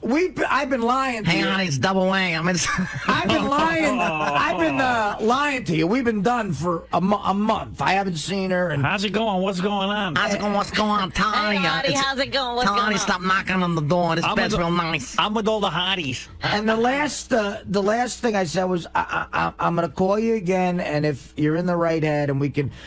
My goal is to try to get back together. But as of right now, we are both single people. We are not officially, and this is very sad, not an item anymore. Wow. Artie is on the market, ladies. That's the good news. Well, we should start taking calls No, we shouldn't. for women who want to be Yeah. the first with Artie. What is it, fa-fa-foo-fi? Hey, can I just make a point about something that happened in the last conversation? I just want to, I'm not looking to be confrontational or anything, but I just want to defend married guys a little bit. You were giving Artie's friend a hard time about that Artie went there and then Artie wanted to go to Atlantic City, you know, that whole thing. Yeah. But let me ask you a question now. If I rolled up to your apartment on a Saturday night at 5 o'clock and I said, Howard, let's go to Atlantic City, you know, you've got plans and stuff, right? You couldn't just go. Right. It just sucks, though, when a woman says no. You see, Beth wouldn't say no to me. She'd say, if you want to go, go ahead. But you wouldn't. I mean, there's a lot of women that would say the same thing, but you wouldn't because you have plans. You just don't. You know, you go out on Saturday night. Yeah, of course. But it just sucks. But it's not all married guys. No, in that story, Artie's describing a situation where the woman's lecturing in front of Artie. It's just embarrassing. Yeah, it was sort of. It's way above. Just shut up. Yeah, I agree with Howard. It was sort of demeaning. It was like I realized it was last minute, but I was like, look, hey man, I might go. You want to come down and hang? And the woman just crowbarred in like, no, absolutely not. Yeah, like you know what? Just shut up. He'll figure it The out. guy didn't even get a chance to answer? Right. So, Robin, my final point about your party was you did it with class. It was really some party. Way generous because, I mean, the food, as one of the guys working there said, this ain't like a barbecue. This is like a restaurant. Oh, yeah. I mean, it That was Jackson Delabate when he walked in. He says, this is no cookout. This is a restaurant. That's right. I said on the wrap-up show Friday, I don't know if you heard, I said, I did. I have never had a bad time at a Robin Quivers event. No, she goes overboard. So And it was I just great. have to say one thing. The guys who were catering the thing told me that they started out with 6 cases of Heineken. Yeah. And they had to make 2 more beer runs. Wow, what a bunch of drunks. I drank that Pinot Grigio you had going. Did you? I had quite a buzz going. Yeah, I drank wine. All right, I didn't know what you were up to. I had a good time. A lot of beer was had. All right, let me ask you this. Who were the people who were classy enough to call you the next day to say they had a good time, and who were those conspicuously absent from doing that, what you're supposed to do? Let me see. You were one of those people. That called. Yes. And Fred emailed. Good. Um, I didn't even know you read your email. Laura emailed. She's class. Yes. And I'm trying to think of... Did Artie call you? No. Well, I'm going to see her today. It's no class. Go ahead. Baba Booey call you? No Baba Booey. No class. No class. People, you know, my parents taught me well. They really did. They did. You are very well mannered. Even though you're going to see her Let like me ask you first something, Marty. thing Monday You spend morning? the kind of money Robin spent on a party. You put that kind of effort in. You know what? The next day, all you want to do is hear that people had a good time. You put yourself in her shoes. Well, listen, first of all, I don't know if I'm bugging her by calling her. I don't know what's going on. Cop out. But I'm going to see her literally at 6 a.m. today, and I'm going to sit. She went to all that effort for you. You got to go the extra effort and give her either a call or an email and say, hello, I just want to tell you what a lovely party it was. Who has her number? I do. Hello. Who has her number? You're the one who can't be gotten a hold of. Oh, forget calling Artie. You know what? I'll give you this one. You're right. I should have called. Yeah, that's the class move. Beth emailed. I'm sorry. Beth emailed. I'm sorry. Gary, you don't call Robin and say you had a great time at the You party? know, I was going to email her, but it's funny. It's always it's a great thing to call when you call, but when everybody starts calling, I think it's too much. When I call, why am I different? Because you're the What do you fucking mean? star of the show. That bullshit. You're a fucking guest at her house. What's it got to do with star of the show? I'm gonna see her. I wasn't always the star So of the show. if everybody calls, You're such an asshole. No, you're an asshole. You mean the party was all for me? No, I'm just saying you're a good invited guest the same way I am. Howard, if you have a party, Get the fuck out of here. You annoy the shit out of me. 70 people call Get you. out. Get off my show. Listen, Don't fuck me. No, fuck Good, you. then resign. You're fired. I'm going to resign. Goodbye. All right, you're fired. If 70 people call you on Sunday, all you're going to do Gary, is be you're pissed just off. such an asshole.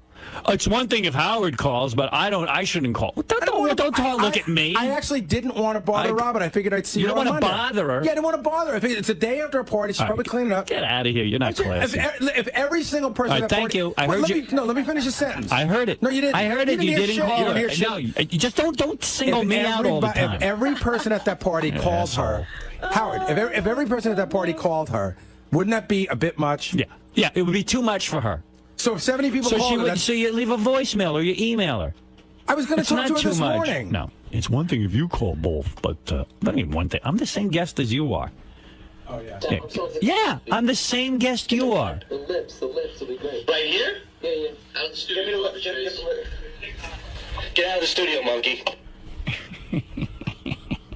You fucked up, Gary. Get out.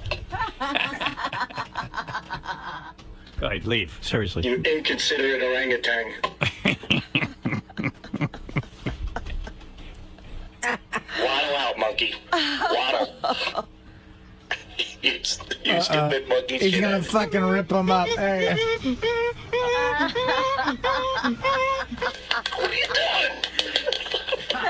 Gary slapping Sal in the head. You bet him. All right, thank you. We're all obsessed with Sal at your party because we're just trying to, like Gary was saying, he just can't take his mind off me. Like he wants to. He says to Artie, "Should I go pinch Howard's ass?" Like. And I thought, because I was running around a lot, I tried to keep my eye on him. I thought he was doing okay, but apparently not. And he's retarded. And like he's on a boat with Scott DePace, our director. Our Howard TV director. Scott DePace has a son, Kyle, who's like a little kid. I don't even know how old, like 5. A little less than that, maybe 5 or 6. Yeah. I don't know how well you can hear this, but someone was videotaping and, just had a little handheld video camera. And Kyle is so cute, and he sees a buoy. This is God's honest truth. He sees a buoy out in the water, and he asks what that is. And then Sal has to say, "Oh, that's just Baba Booey." He just can't let up from. Here, listen to this. It's just Sal and Kyle. In the water back there. A buoy. A Baba buoy. It's a Baba buoy. What does it do? It does dumb things. It gets yelled at all day long. It's a very dopey buoy. It's a silly buoy. What does it do? Nothing. That's why it gets yelled at all day.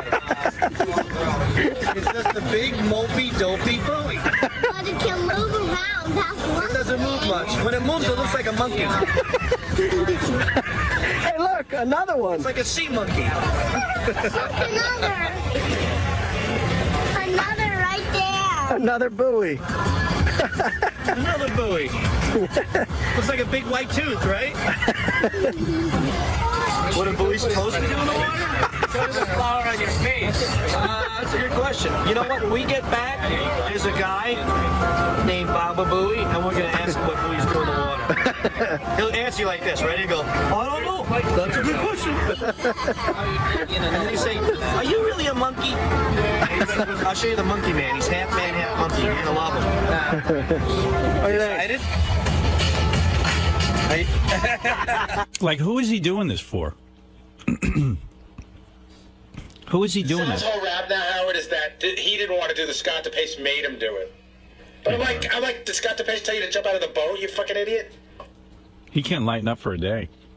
It's with that Baba Booey. He, after we got back, he must have asked me 5 times what me and you talked about. He kept saying, so did you guys talk for a while? And what We did talked you the talk whole about? time. Yeah. And he kept drilling me. I was just like, oh, we were just hanging out, having a good time. He asked me. He said, seriously, on the boat, did Richard and Howard talk a lot? Did you tell him that you were sitting right next to Howard, that the whole trip you were right next to Howard? Yeah. Big deal. So ridiculous. I did. I talked to Richard the whole time. At one point, yeah, me and Ross were having a conversation, and you and Richard were talking a lot, and we figured, maybe you were talking about, the pilot you got going on, so we didn't want to bug you. Did you two hold hands? Yeah, he's way obsessed. By the way, That's a problem. Robin is really into that boat driving. You were concentrating so hard. As much She was as all we were leaned over. Yeah, and into like it. you were really into it. I don't Thank see God. very well through that plastic stuff, so I'm Now bending you tell down me. to look through the actual windshield. That's why I was bent over. And I wasn't wearing my glasses. I use these polarized lenses so I can see stuff, and so I really had to work hard. Yeah. Sexy. Oh, you are the devil. Robin, will you marry me? All right. Thank you, Robin.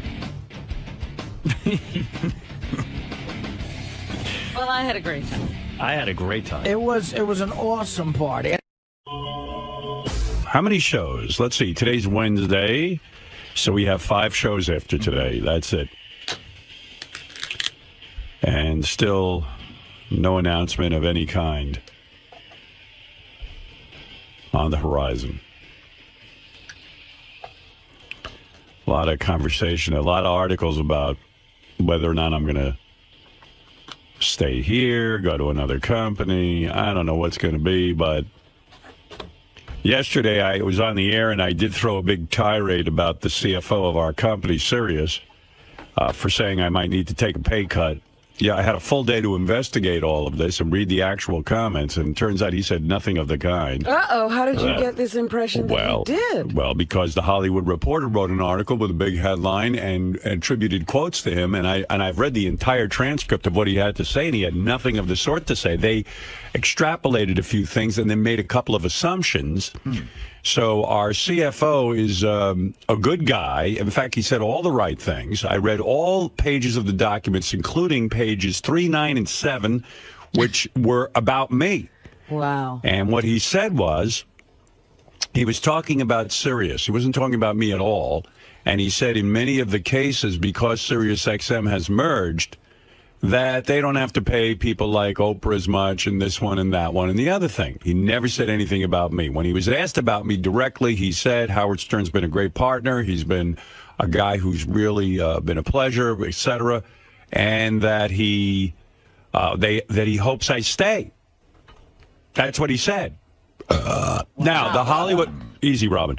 The Hollywood Reporter went ahead and put a big headline, Howard Stern may need to take a pay cut. And then in the body of the article that I read to you yesterday, attributed to him that, basically, like everyone else around here, I might need to step back and take a pay cut, which is nothing that he said. So, And they didn't put it in quote marks. Sorry, George, what? They didn't put it in quote marks. Yeah, but there was something in quote marks, but Yeah, that's the impression I got. Yeah, but it was not his quote. So That's irresponsible journalism. Well, thank you, George. yeah, that's what I'm saying. So anyway, the CFO of this company is in the clear with me. Well, it's a shame that that tirade went on for some time, and the man was innocent. Well, I think you can understand that when I take the Hollywood Reporter, which I consider to be, Oh, yeah, it's supposed to be a credible right magazine. Right. So I do owe an apology to. Well, I really don't owe an apology because I was misled, like George W. Bush on weapons of mass destruction. So he never apologized. Right. What's he going to apologize for? But I will apologize because I don't know the guy. I do send him a Christmas card every year. Well, that's nice of you. Yeah, I do. As you should, Robin. I don't send out Christmas cards. No more? You used to. I used to, but... What happened? You're too busy? Yes. The list gets too long. No, she's very busy. You have no idea what Robin's life is like. Oh, I have an idea. Yeah, I mean, she is a globetrotter. She is a philanthropist. You have no idea what Robin has evolved into.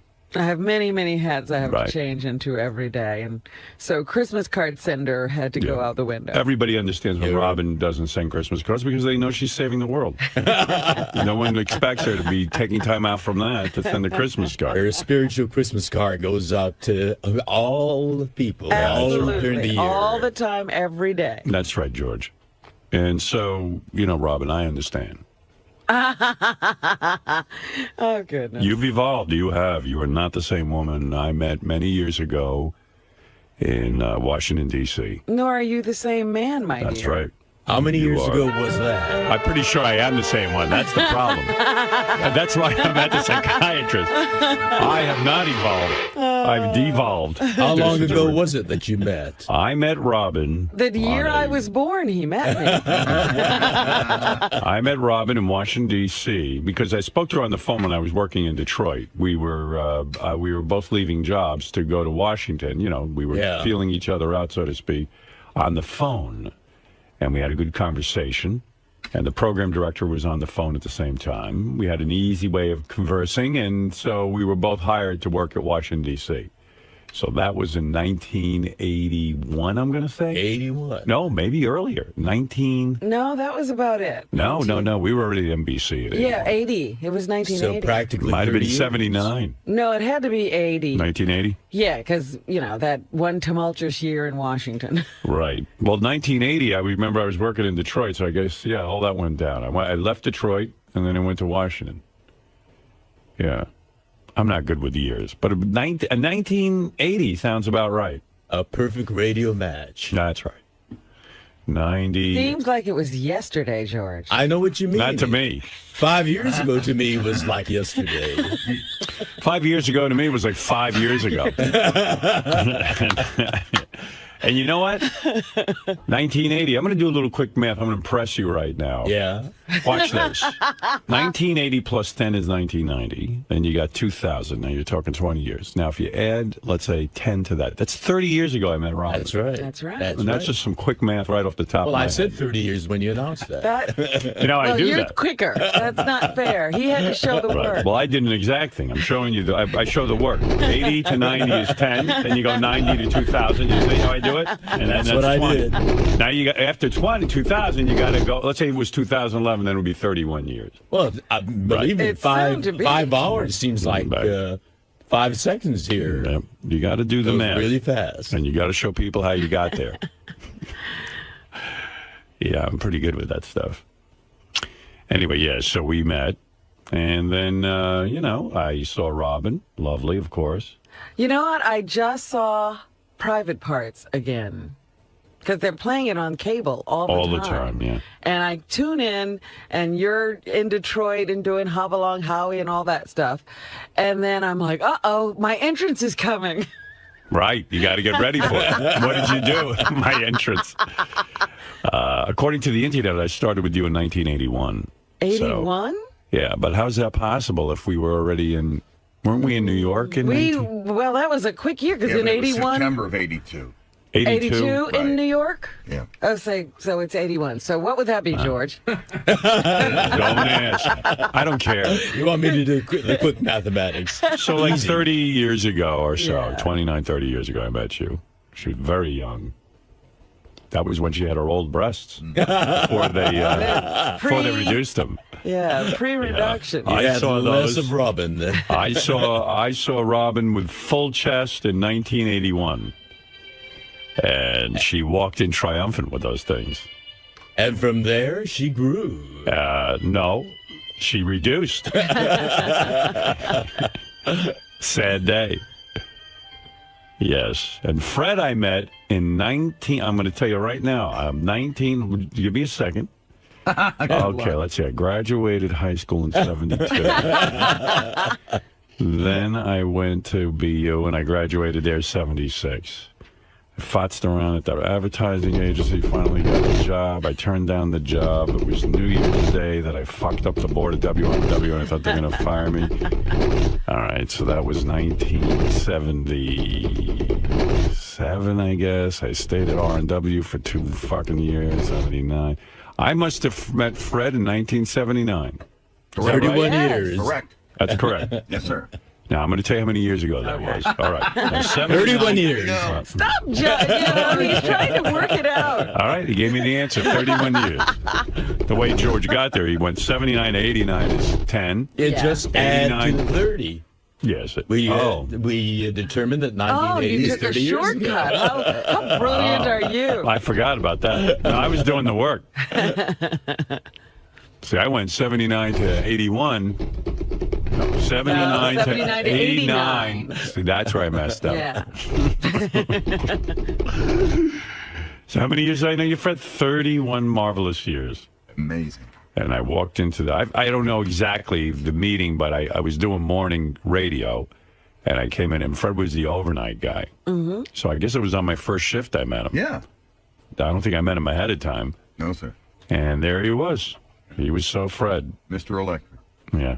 By the way, a little aside, when I was talking to Howard about coming to Washington, D.C., the first thing he mentioned about you, he says, she has really, really big breasts. That's a lie. He did not. That is such a fucking As a matter lie. of fact, I'm going, how big could they be?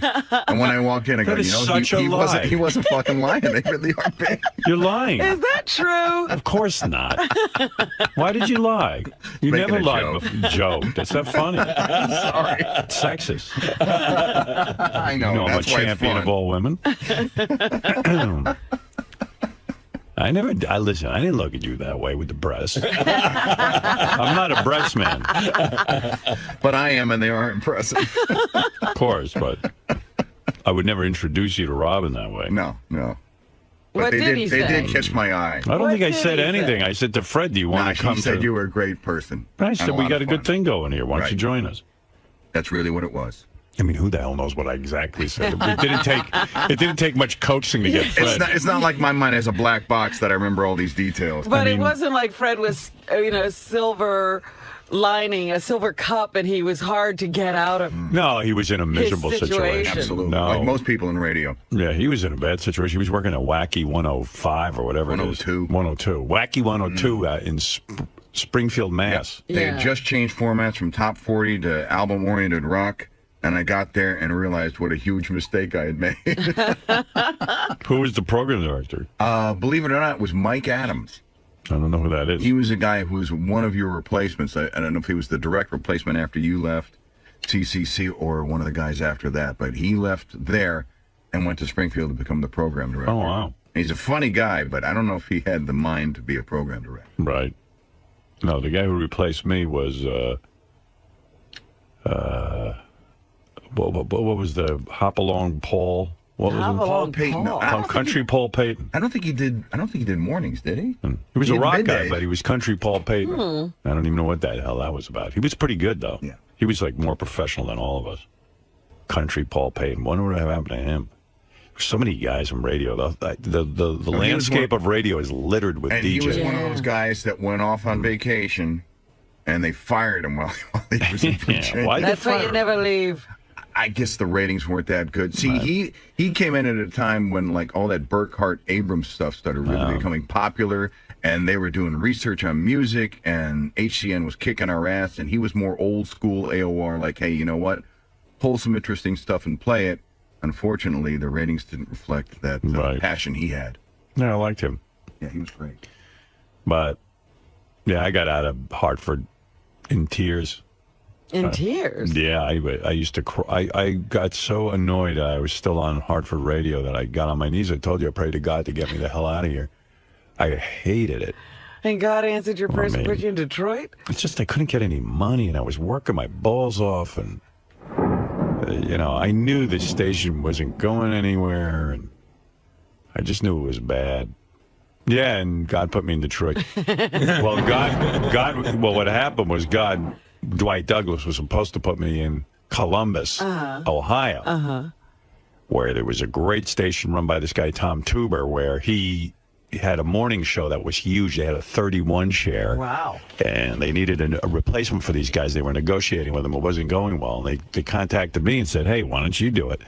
I said, fucking Ohio, wherever the hell that is. I said, that doesn't sound like a step up. They go, no, it's a big step up. You work for that station. You're in a big step up. They pay and everything. Like, you could make like 40 grand. Ohio had some good radio. I guess so. Yeah. What did I know? So I said, okay. And then I got word that they successfully got this team. And so you were out. Yeah, so I saw this ad in the in Billboard. It said www Detroit. And I looked it up. Detroit's like the #8 market in the world. Is looking for a morning show or a morning man. And I went, wow. How come these fuckers from Burkhardt Abrams, Dwight Douglas, don't know about that? Why didn't say are they anything? putting you in for that? So I sent the tape immediately to the ad. Within one day, the general manager, Wally Clark, heard my tape, and the program director, Dick Hungate, flew in to Hartford on a fucking plane, no less. Well, I know they didn't fly in by their own power. Told me to meet them at a hotel for dinner. No one ever took me to dinner. Right? Yeah, wow, like for a nice dinner that they were going to pay for. They sat there and they did that move where they go, if you come to Detroit, we offer you this. And Wally wrote down on a napkin what I was going to get. And he slid it. He folded it in half. And he slid it across. And I opened it up and almost fell off my fucking chair. I thought they made a mistake. It said 28 on it. I went, 28,000 fucking dollars. I'll never have to work again. I was out of my mind with joy. So I tried to keep a straight face because I said, surely these guys don't know what they're doing. Surely. I mean, $28,000. Don't call me Shirley. Meanwhile, they should have paid me triple that for the combat pay. So I looked at it and I said, well, I have to sleep on it. And then I went, fuck that. I go, all right, I'll do it. Power nap. I didn't even tell my wife at the time that I accepted a job? I didn't tell her. I didn't say anything. I never expect anything to happen. But I accepted the job. Listen, I can't fool around. What if they gave it to someone else?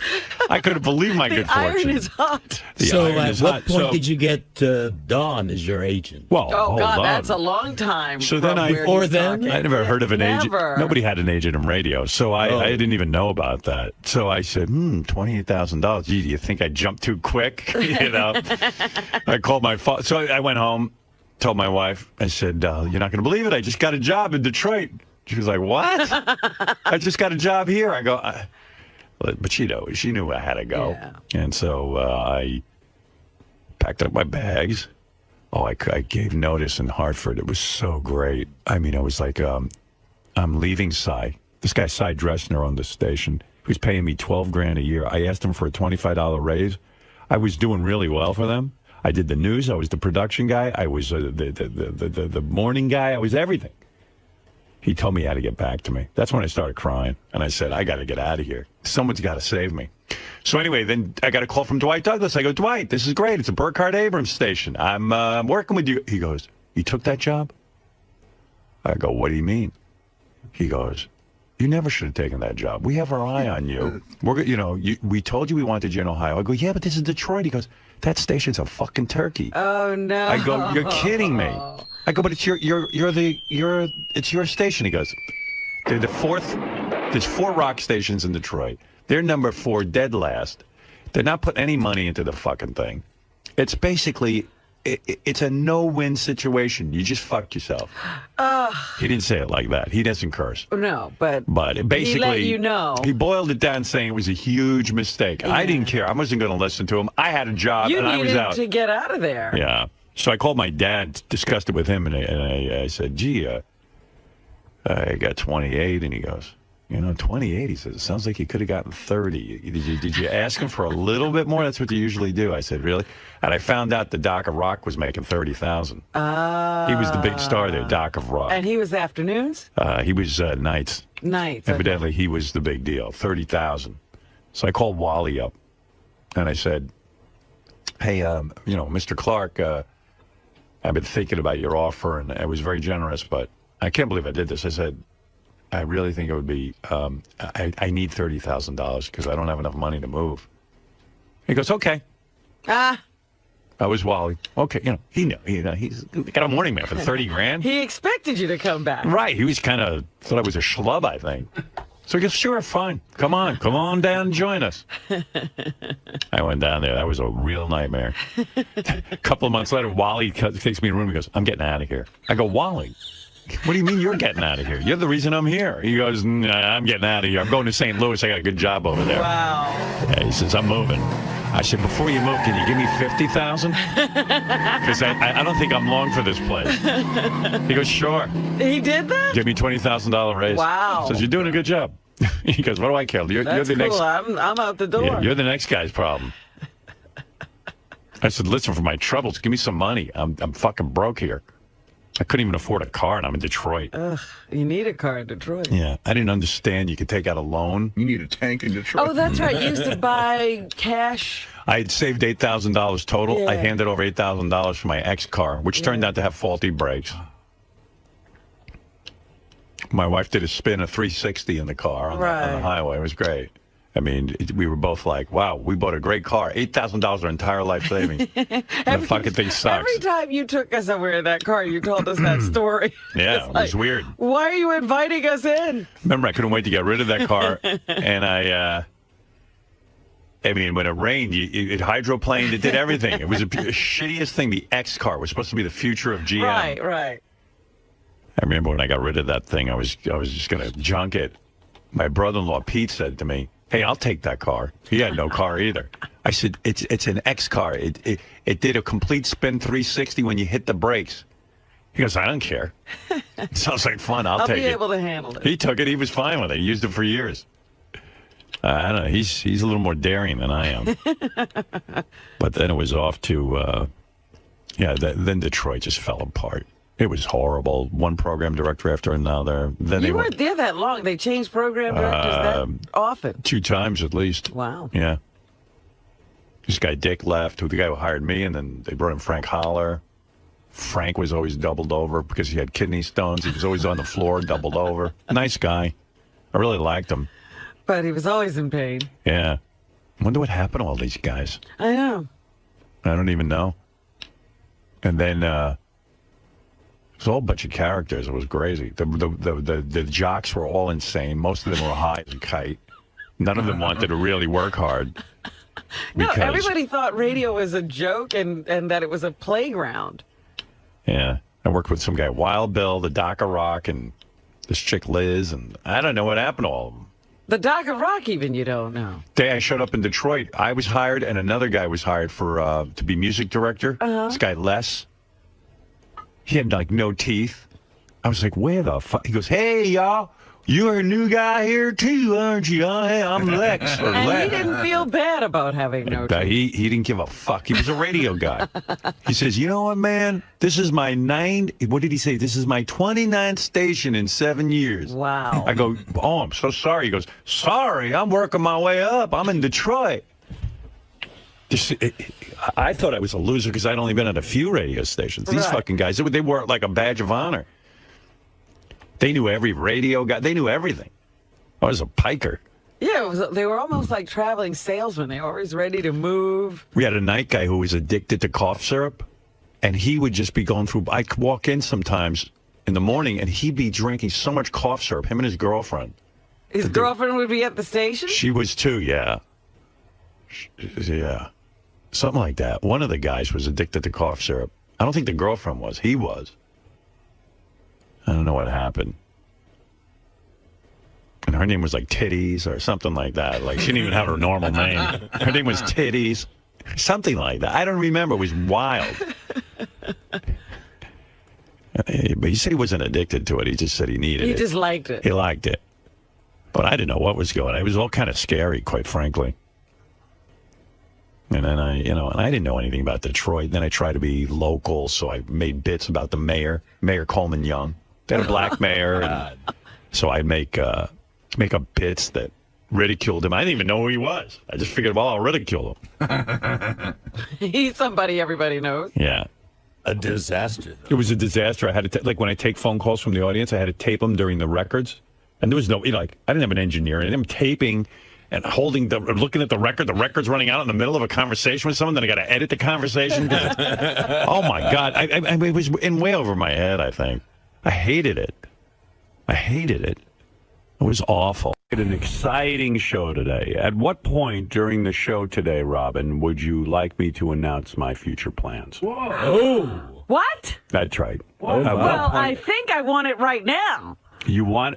Can you isolate her saying, I want it right now? I'm sure that's already been done. 4 inches is fine. I need a job. Add it to the repertoire. And I think I want it right now. Big pendulous breasts. Hey, you want me to lick your ass?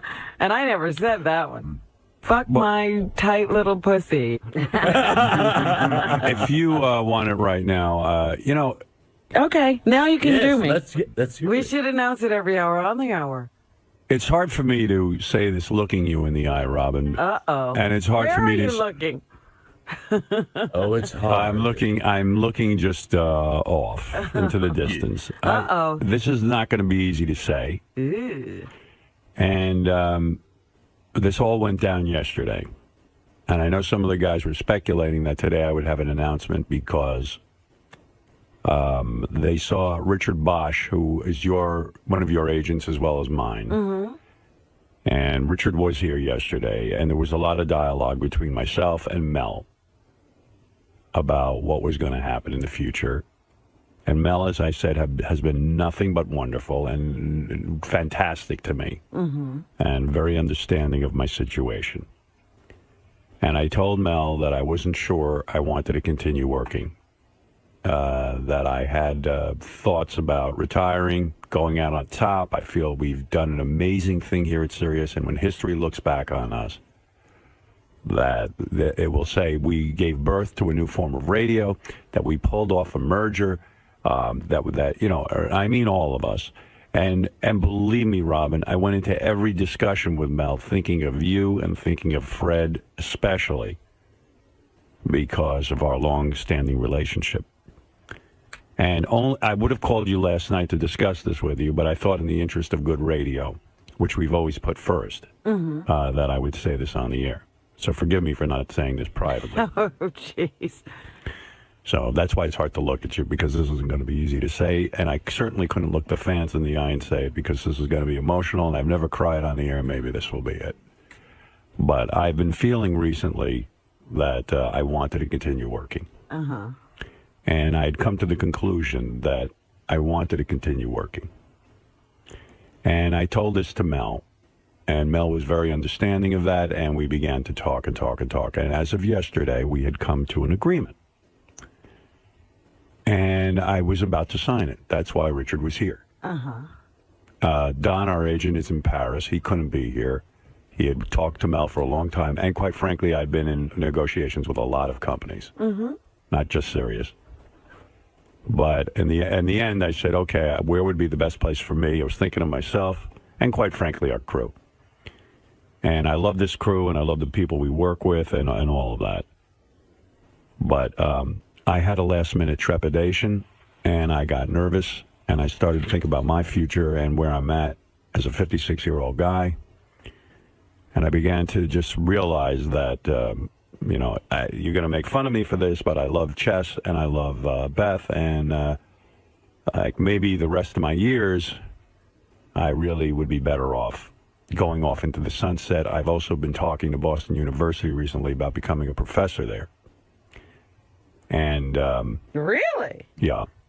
And so I decided with a lot of heavy heart to turn Mel down and go off into the sunset. Now, when I make my announcement, that could be the announcement. You're an asshole. I said, wait a minute. He's saying this, and he's not torn up. I'm not saying it isn't my announcement. I'm just saying that could be the announcement. You rascal, you. Do you see what we deal with every day? Musculature. Yeah, just distract George with musculature. He has a muscular imagination. So now, Professor Stern. I have an announcement to make. What do you think my announcement's going to be, Robin? Do you think I'm staying here? Do you think I'm leaving? And by the way, there has been a lot of discussion. I told you I've been working on this thing nonstop. There is a part of me that might say I'm leaving. There is a part of me that has a deal, and I'm ready to announce it. What would you like to have happen, and what do you think the announcement should be? Wait a minute. What And was why the did you question? have- Your questions are now so convoluted I can't keep up. You can't get your shit together. Because this is our future we're talking about. So That's you're right. obviously That's fogged right. up. Probably the same reason you haven't RSVP'd my Christmas. Listen, even George was talking to me about it this Wait morning. a minute. These are off-the-air discussions? Well, hey, let me say something. I made a party. Yes. Everyone is RSVP'd but you. Is that true? Yeah. Yeah. There's like 3 other people. I think Jackie Martling being one of them, which, you know, he can gay cock enough. And yeah. Listen, George even said on the wrap-up show yesterday, it's rude. It is rude. For you not to do that. Why do you think psychologically you do No, it? it's not a psychological thing. Well, there's something up. Would you... Okay, wait a minute. Go ahead. You have an announcement to make. Right. And what is your announcement on my party? Are you coming or not? And are you going to RSVP? I want you to. Once you announced the date for your party, Right. I already had plans. Oh, so you're not coming? And I've been trying to change them so that I could be there. So? But that has become... Difficult. What do you think is the answer? The answer is you're not coming. That's what you think my announcement is? Yes. You've learned how to play the suspense thing, haven't you? By the way, Fred has Well, to... that could be. Fred has to move his bowels, but he doesn't know for sure, and he's going to make an announcement. Are you becoming a professor too? That could be my announcement. No, listen to me. RSVP. Well, up until yesterday, I was still trying to change things. Now, was I able to change things? I don't know. I would assume you were. You deduce. I'll say you were because you love to party with the staff. I love the staff, and I love to party with the staff. Right. And I would move heaven and earth to be with the staff. Yeah. You're keeping us on pins and needles yet. We can't wait. We can't wait for your answer. There's a bigger question on the table. Right. But do me a favor, RSVP either way. All right? Well, I was going to call you because I didn't want to not. No. If talk you to you can't go, I understand. But believe me, I can't imagine what it is that's keeping you from it. No, my travel plans. Oh, please. Ridiculous. You should be there. I want to be there in the worst way, but I had already arranged for travel. Oh, I see. And this is an extended trip, and it's a long way away. Where are you going? Let me know. Thailand. Are you serious? I'm serious. I didn't know. Well, that comes first. Listen, I'm throwing a party for the staff to show appreciation. I certainly understand if you can't be there, but you should. I understand now. You were trying to move the reservations. Yes, I was trying to make it possible. I wanted to bust your balls, but that's a reasonable answer. So, fuck it. Well, anyway, I do have an announcement. I don't know if I should make it now. Should I wait? Should I pull in some staff? I know Lisa G is... Oh, there are people in... Pins and needles. Yeah, Lisa G, Will Murray. There are a lot of people who I think are expecting one sort of announcement, and are going to be a little shocked. Really? And I also want to make this announcement. I don't know what Sirius is comfortable with me saying, so I'm going to be very careful in making this announcement. All right. I don't want. Sounds weird too. Yeah, well, it is all weird. It's all very weird. Yes, Dominic. You're going to announce a hybrid type of deal with your thing. A hybrid type of deal? Yeah, something that's a little different than the past. But there's no way that he's going to tell everyone he's leaving with them looking at them, because he worries about you people as much as he worries about himself.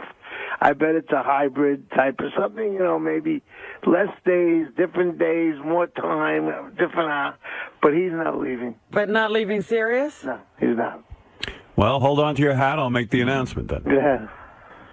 Go ahead. You can go ahead. Tell me alone. Yeah, right. I'll let you, Dominic, I'll let you go. Leave me on. By the way, I was at your favorite Italian restaurant yesterday. Il Molino? Oh, yeah. Yeah, I thought I'd run into you. No, it's, what's the one on Long Island called?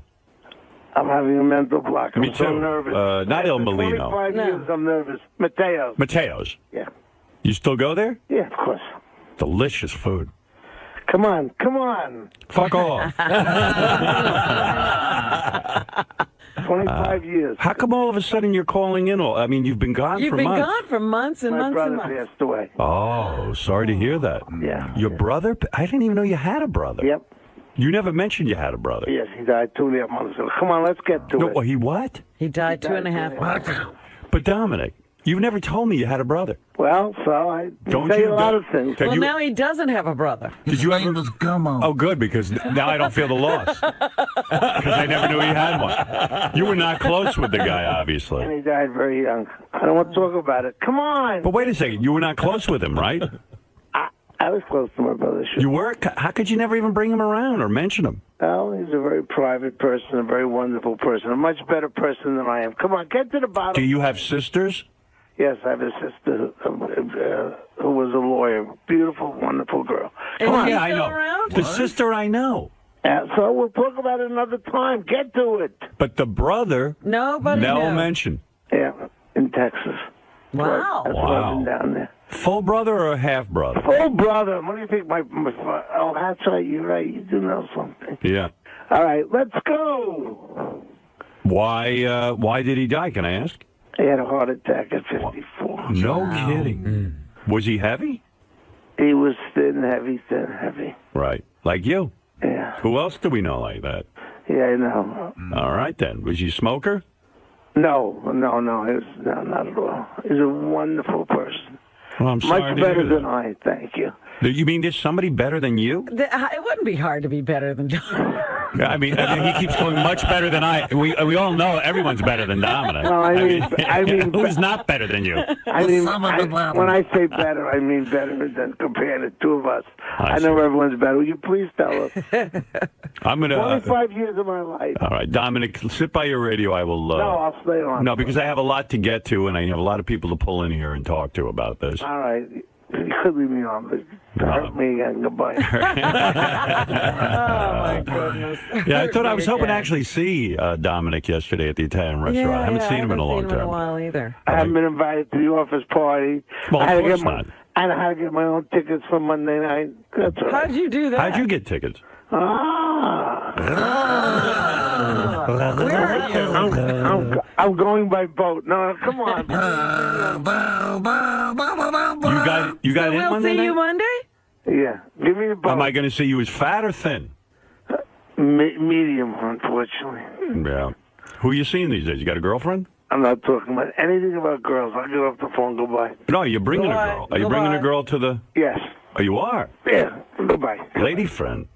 Goodbye. Got rid of him. I only asked him about women. Wow. Well, we'll talk to him again in a year. Yeah. All right. Let me make my announcement. Who wants to be here for this? Should we have Gary in here? Definitely. All the Does way- Gary know that there's an No. announcement to be made? No. I John haven't talked to Hine? anyone. No one knows except for, like, our agent. Okay. You know. That was a dick move. What was the dick move? You know, saying you're riding off into the sunset. Or did you get freaked? Yeah. I should have let it go a little longer. Well, I sort of had a feeling Listen to his voice. I know. It's Well, that's why I want them in. What's going on with you? 2 days your voice is like Yeah, I this. know. I lost my voice. You know why, don't you? Well, What do you think? Why do you think? because you I'm lost- doing too much stuff. Yeah. Are you? Well, yeah, probably. Right. Yeah. Do you think the McCartney concert on Monday is going to go past 11 o'clock? Yes. You do? I've seen him before. See, my daughter's not going to let me out early because she loves wants McCartney. to see the whole thing, and It's going to be 3+ hours. Oh, It you're starts at kidding. 8. Hey, can't they start it at 6? Can they move the time? call Sir Paul and say Howard needs you to start at 6. Lisa G, I hear, is on Spilkes. What's going on? Even like the other day, we were somewhere, and I mentioned something about, resigning, and she just went, like if you bring it up, she just gets upset. You know who's really on his Facebook? Mike Morales. He's really? He's like ready to hang himself. Really? Yeah. I'll tell you, I'm very stressed out about it, especially this week. I don't know why. It all. It hit you this week. Lisa, you look like you saw a ghost. What's going on with you, Lisa? I feel like you're cracking up. I mean, really, what is going on with you? Are you all right? I'm fine. Just coming. Do I look that white? Yeah, Yes. you look like you saw a ghost. Am I right, George? Look at her. She does. Yes, you do, Lisa. Yeah. What the heck happened? Well, I'd like to see the promised land, so come on, let's get on with it. It's Who's excruciating. most nervous about my situation? I think everybody is. I mean, But I think Will Murray is particularly. Will was on the wrap-up show, and he had a lot of concerns. I think John is concerned, but he doesn't want to. Nobody's really saying, "Oh my God, I'm freaking out," except for Lisa. And maybe Scott the engineer. I would think he would be. I think he should be freaking out in general, whether I have a deal or not. I mean, his life is something to freak out over, to be quite honest. What's the matter, Lisa? You look like you're going to break into tears. What's happening? Standing back. No, I hope you stay. I think you're happy here. I know we're all happy here. Yeah. Well, okay. Time for the announcement. You're not going to have anybody else in? Who else should we have in? I say Will and Scott. Scott for sure. Scott. But I'm he not doesn't looking he at doesn't him. react to anything. Yeah, he's a wall. He's like wallpaper. Why would I? You're not staying. All right, okay. You're leaving? Okay, come on. Can I go now? Of course. I'll go see my wife. Oh, you're look, it's staying? all Oh, that's bad. great. All right, I'll okay. go stay home in Bowling. No, I Ronnie don't doesn't care? I don't know. Ronnie. Hey. Well, quite frankly, Ronnie knows if I'm leaving that I'm still going to need the car. Right. So he's with me. Yeah. Where's Will? Oh, Richard. Richard is are you worried? I just want to come in and be naked while you make the announcement. Can I get undressed? I want to blow George. That was really creepy yesterday. He's so excited that George said he was going to add him to his reel of people he thinks about when he masturbates. I'm honored by that. Why do you need George's approval over your body so badly? It just, I mean, You don't know you're gay yet? You don't know that I'm you have not. gay tendencies? If Robin said she would masturbate to me, then that would be an honor as well. Anybody. No, but you wanted to show me your asshole and your Yeah, penis and your rubbing yourself. Yeah. I'm proud. All right, you can leave because it's hard to make this announcement to you, especially. I can get naked. He's looking at a warehouse. Right. I can't take my clothes This off. is going to be a moment in history, actually. I'd like to be a part of it, though, if that's I okay. don't think I want you a part of it. You know what I mean? History wasn't meant for you. Yeah. Somehow you shouldn't be in history. I say that this is a historical moment because I really do think we've had... Oh, Scott the engineer is here. Hi. I don't want you in here. I can't fucking stand when you stare at me. Sure. It unmotivates me. I think that maybe it unmotivates you. Yeah. I mean, I'll leave. What's going on with you? Nothing. Nothing. I'm fine. Are you freaking out if I'm leaving? I'm not freaking out. Okay. I was concerned, obviously. I love working here. I love working with everybody. And I want to By continue. the way, if I get a deal here or I get a deal somewhere else, doesn't mean you're coming. You know that. Okay. Right, okay. Well, All right. just let me know. Yeah, let's be clear I'll on deal this. with it. Not everyone's coming to the promised I'll land if deal I'm with going somewhere. I mean, I've been out of work before. I'm confident in my abilities. If I have to look for a job, I'll look for a job. What else am I going to do? Good luck. Really. I'll just, no, of Wouldn't course. you give him a recommendation? Yeah, at least. Probably not. Oh. No, you're a very talented engineer, and wherever I go, I would take you with me if I do go somewhere. All right, thank you. All right, look. I'll leave. All right, here is the announcement, and I won't drag this out any more than I should. All right, You've so already dragged it out more than you should. of course. What else do we have today? After this No announcement, guests? no guests. Looking at you, George, all morning. Got to hear his endless bathhouse stories. You see, there was a muscular man. There and was I this walked actor it. in the 60s And I whose saw, name I shall not I reveal. saw the glint of recognition in his eye, and I walked out of the room. I went down the hall and found another. All right, You know what? Yesterday, I'm listening to the wrap-up show, Right. and George says, if you're talking to a guy and you drop a few lines and he picks them up, and then, Right. you mention a bar, Yes. and then if your hand falls into his lap and he puts his hand in your And lap, his cock just so happens to fall into your mouth. Of course. You think Richard gets naked here? What is it, Mike? Mike, get Scott out of there. He's bad luck. Yeah, I got him out. Don't worry. Out of there. Don't worry, he's out. Then we're doomed. Okay. Thanks, Howard. All right.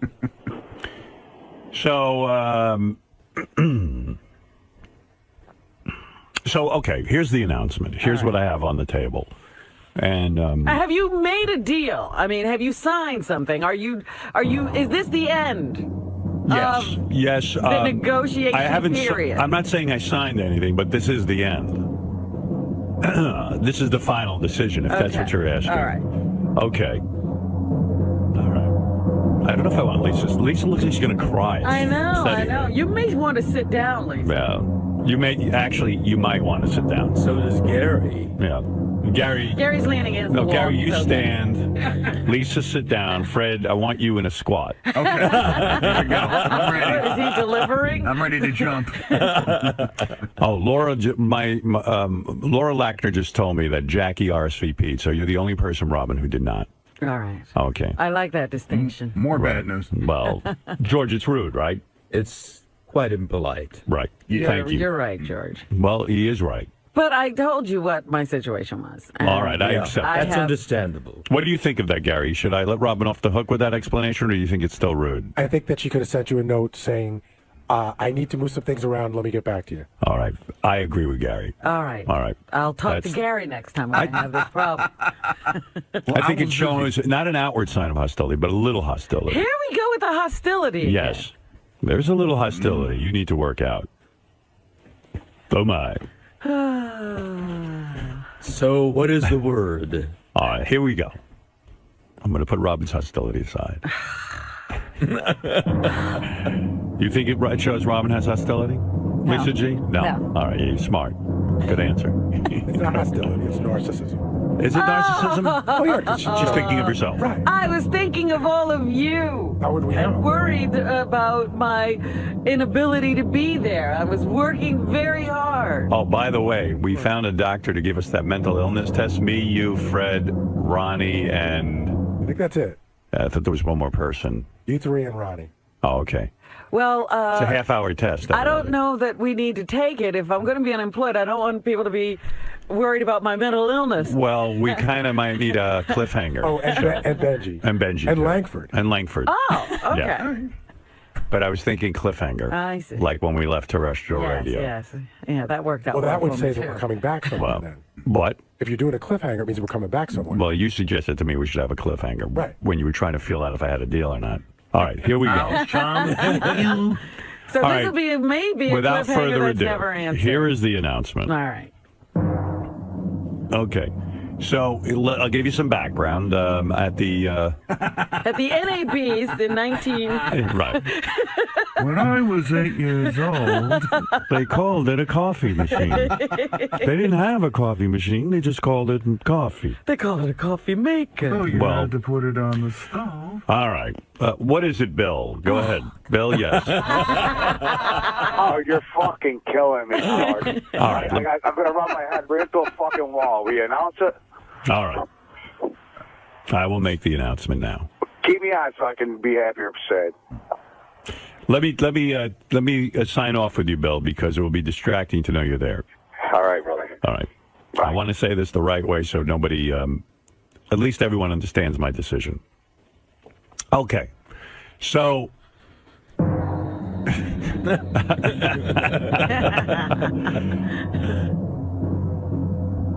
This is not an easy explanation. Okay. All right. Because I happen to think I know something about radio. And I'm not sure I really do, but I think I do. Well, we've been going on that premise for a long time that you know something. And my confidence in myself hasn't been shaken at all. I think I know what I'm talking about here. And I just want to say before I make this announcement that I love this company. They're very nice people. This is not meant to knock anybody, okay? And I think this has been a tremendous 5 years. I first want to say this. What we have done here is remarkable. You know, we really have. And I have to stress this again. 600,000 listeners when we got here. And quite frankly, when I met with management, they said that, listen, they were getting their asses pounded by XM. And so here, in a short span of time, 5 years, all of us can take a bow. We have 4 more shows after today left. And we can take a bow and say, job well done. Our listeners and fans, number one, came with us. Number two, I think what we pulled off, leaving terrestrial radio the way we did, coming here, the excitement. I don't think there's another group of people that could have pulled this thing off. I don't. I do not think so. I don't think there's anybody in radio who could have done it. I think our team has been phenomenal, and everyone's done a great job. And I also want to say that all of the guys who work on this show, from Robin, Fred, Benji, George, Gary, Lisa, who's sitting here, Sal and Richard, all the guys, Jason and Will. I'm not going to go through.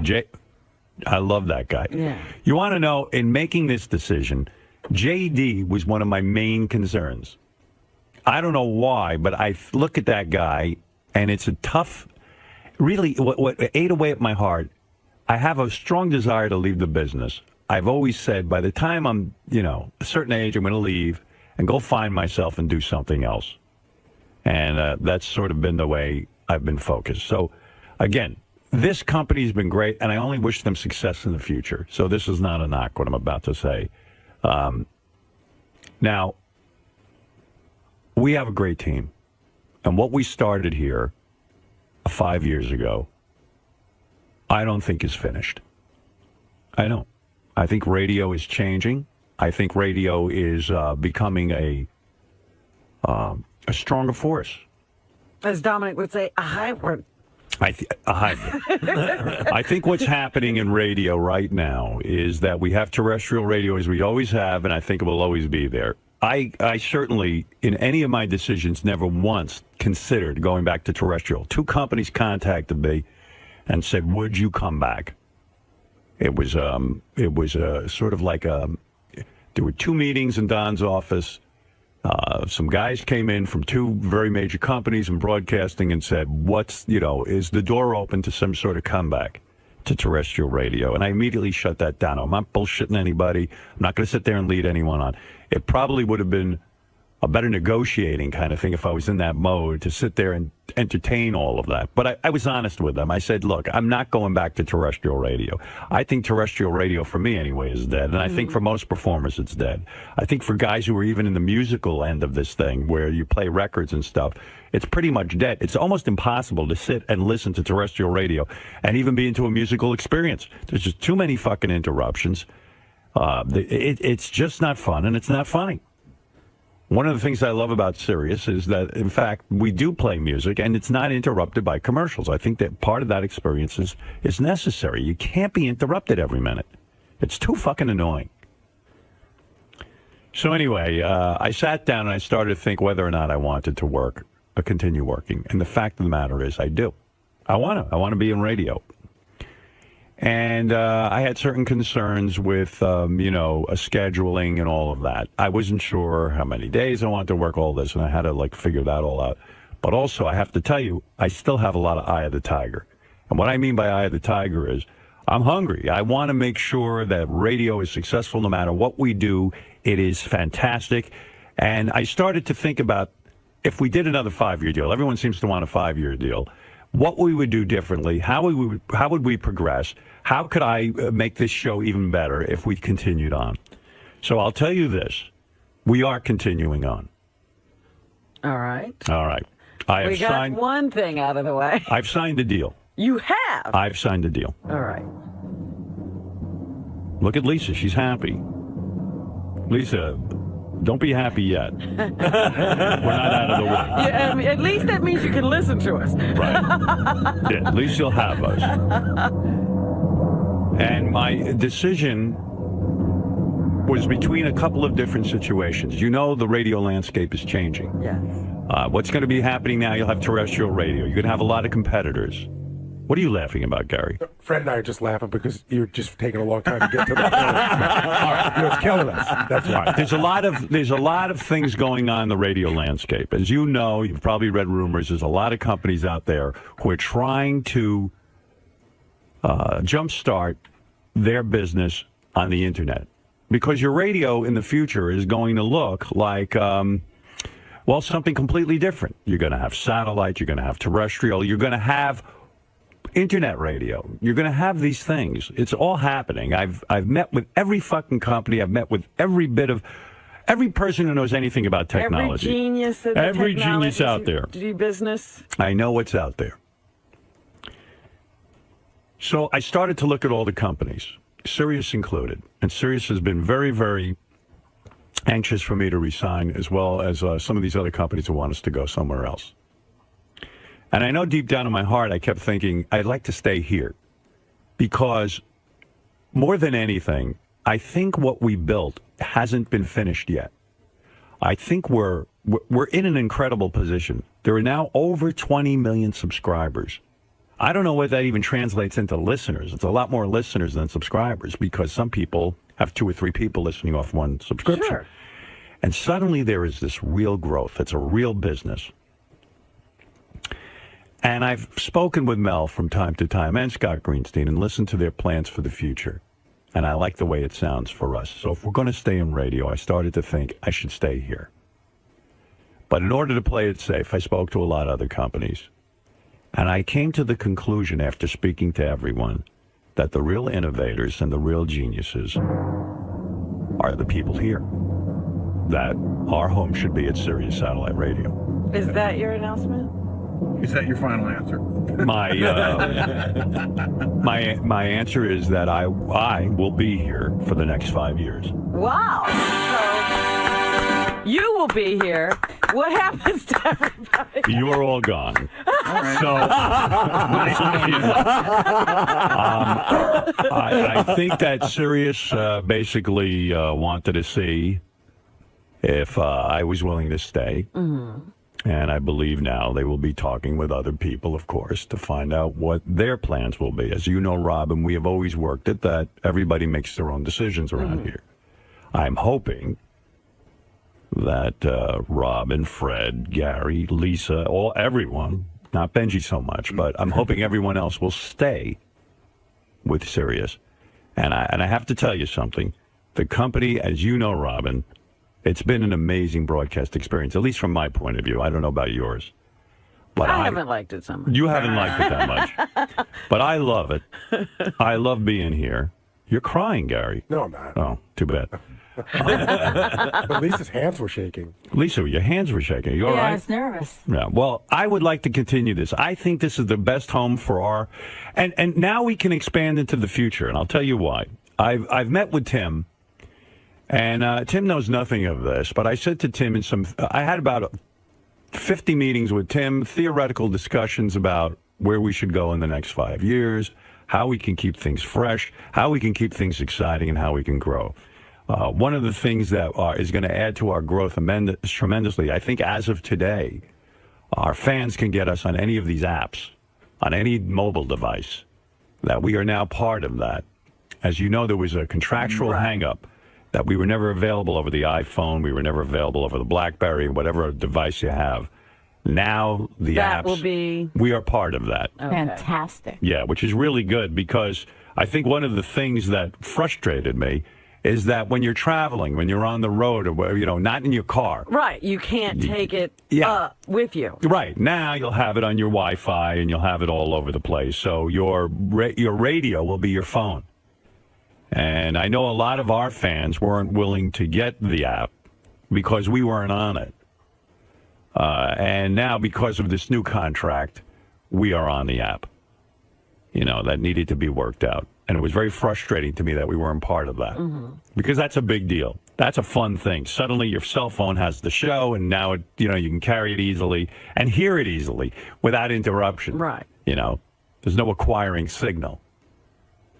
And by the way, I think that's the future. And that was key to me in all of this, because I believe that satellite will almost be irrelevant. I'm talking about those satellites that are in the sky that we broadcast over now. I think eventually we will all be over the SIM card in the car, that the satellites, this company won't have to spend $500 million to send a satellite up into the sky, that in fact it'll be obsolete. But how will we win? We'll be the winners because this company, Sirius Satellite, are the ones who are providing content. The other companies aren't really in the content business. None of them are. Think about what I'm saying. I mean, you know, the internet philosophy is we'll give you the technology and then we'll go steal the content and put it on your radio for you. Well, that's not going to fly in the future. It's not going to be the wave of the future. Satellite, Sirius, with the NFL, with all the sports teams and all this other stuff, I believe is really investing in content. And we will be the go-to destination. Not only will we give you all the music you want, and then some, but we will be able to give you NFL. I don't know if you're into that fakakta Oprah Winfrey, you'll get Oprah Winfrey Talk, channel. baseball, Baseball, everything. Martha Stewart, M&M channel, all this stuff. All you traffic freaks. All the free Paul McCartney concert that we're giving to 1,400 listeners. I believe that's the kind of stuff your internet companies will not be willing to do. With all of the money Apple has, with all of the money Pandora might have, or this one or that one, they're not willing to go out and say to Paul McCartney, here's a bunch of dough, do a concert in honor of our 20 million subscriber. This company's for real. They really are going out and acquiring the best talent. And I believe, and I've said this from the beginning, when everyone laughed at us because we only had 600,000 subscribers, I said this will be the dominant form of radio. And I still believe it. I believe Sirius will come out on top, and especially now that we're Sirius XM. Okay, so that's one part of your announcement. That's right. What's the other part? I don't know. What do you mean? What is there to say? What will the show look like in the future? How often will you work? Oh, how often will I work? Well, let me say this. First of all, I'm not going to go into money amounts and all that kind of stuff. Well, nobody asked you that. No, I'm just telling that for the press because they always say, "How much is he getting paid? Did he get a pay cut? This and that." I don't work for pay cuts. That's number one. But I'll tell you this: the contract was fair. I know that Sirius is very happy with it, and I'm happy with it. And that's good enough for me. As far as the hours go, there will be some changes. Sirius in the contract, and this was key to me, is allowing me a lot of flexibility with the show. I guarantee you there'll be plenty of me to go around, and there'll be plenty of show, but we will have more flexibility with our schedule. So starting January 1, we're on the same as we are now. No, January 1 is a Saturday. Saturday. Whatever, starting January 3, whenever the contract starts, we'll be here. And oh, darn, I made my trip too long. What time does the show start? The show, I gave a lot of thought to that, and Mel again gave me flexibility. But after a long, hard think, the show starts at 6 a.m. and goes to 10 a.m. or however long we want to go. It's really important to listeners, I felt, our fans, that we do a fresh show in the morning, that we get here and do the show at 6 in the morning. And believe me, I ain't thrilled about it. I ain't getting any younger, and it's getting harder and harder for me to get out of bed. But I believe a fresh morning show is what our fans really, truly want. And so I hope to our fans, you will be with us in the future. I think there'll be enough of the show to go around. Well, you want to hear what anybody out there has to say? You want to? Sure, okay. Wait, still 4 days a week?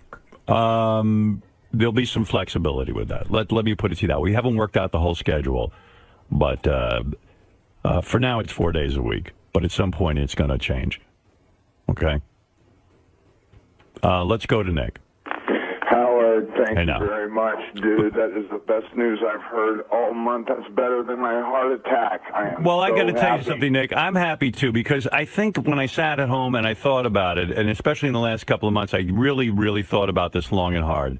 I know I still like getting up in the morning and sharing my thoughts with you and sharing all the outrageous stuff we do with you. And I know, Robin, I think you had said many times you were still ready to share with everyone. Mm-hmm. And, you know, Fred, I would imagine this is good news for you. I think you want to... This is fabulous news. And congratulations, Howard. Right. It's been a pleasure working with you for the past 30 years, and hopefully the next 5 will be even better. Good. Well, let's hope you can work out a deal. I hope so, too. Well, that's You're the right. next step. You're right. Well, no matter what happens, good luck. I talked to Mel about that, and he said that he felt confident that everyone, you know, he's interested in the same show we have now. So that he says he likes how things are going. He likes what we're all doing. And so, you know, listen, he actually wanted, I think, to call certain people ahead of time and to start talking with them. But I said, listen, in the interest of good radio, which is what we're mostly interested in, it's got to be suspenseful. So we'll. Thank you. Right. So I wrecked that for you. Thank you for putting us on the block once again. Right. Once again, I put my needs ahead of yours. Yes. Well, go ahead, Nick. So speaking for all the fans, we love you, and we are so thankful that you are going to be back on the air. I'm going to sign up for my lifetime subscription now. Right. And I am just so happy, and I know there's fans out there screaming and yelling just as much as I am. Thank you so much, Howard. Hey, listen, thank you. Thanks for being so loyal, and thanks for everyone being here. And I do believe that Sirius is going to get better and better, and I'm excited about the apps. I want to ask a question, though. Yeah, sure. Thank you. Go ahead, Robin. Why not a big announcement? Why not a major press conference? Why not? Because I guess they didn't want one. I just wanted to get on the air and talk to you guys about it. It just seems to me it's the opportunity for promotion. Well, I'm going to go out and do some promotion and talk about Sirius, and I'm going to go out and talk about the fact that I'm excited that we're now over the internet with the apps and all that, and I'll go out and do some appearances. You know, although most places have said with Baba Booey's appearances that they no longer need me. Really? He is. They're saying, well, we just had They said, listen, Baba guys, Booey. Baba Booey's been on every show. You're a little overexposed.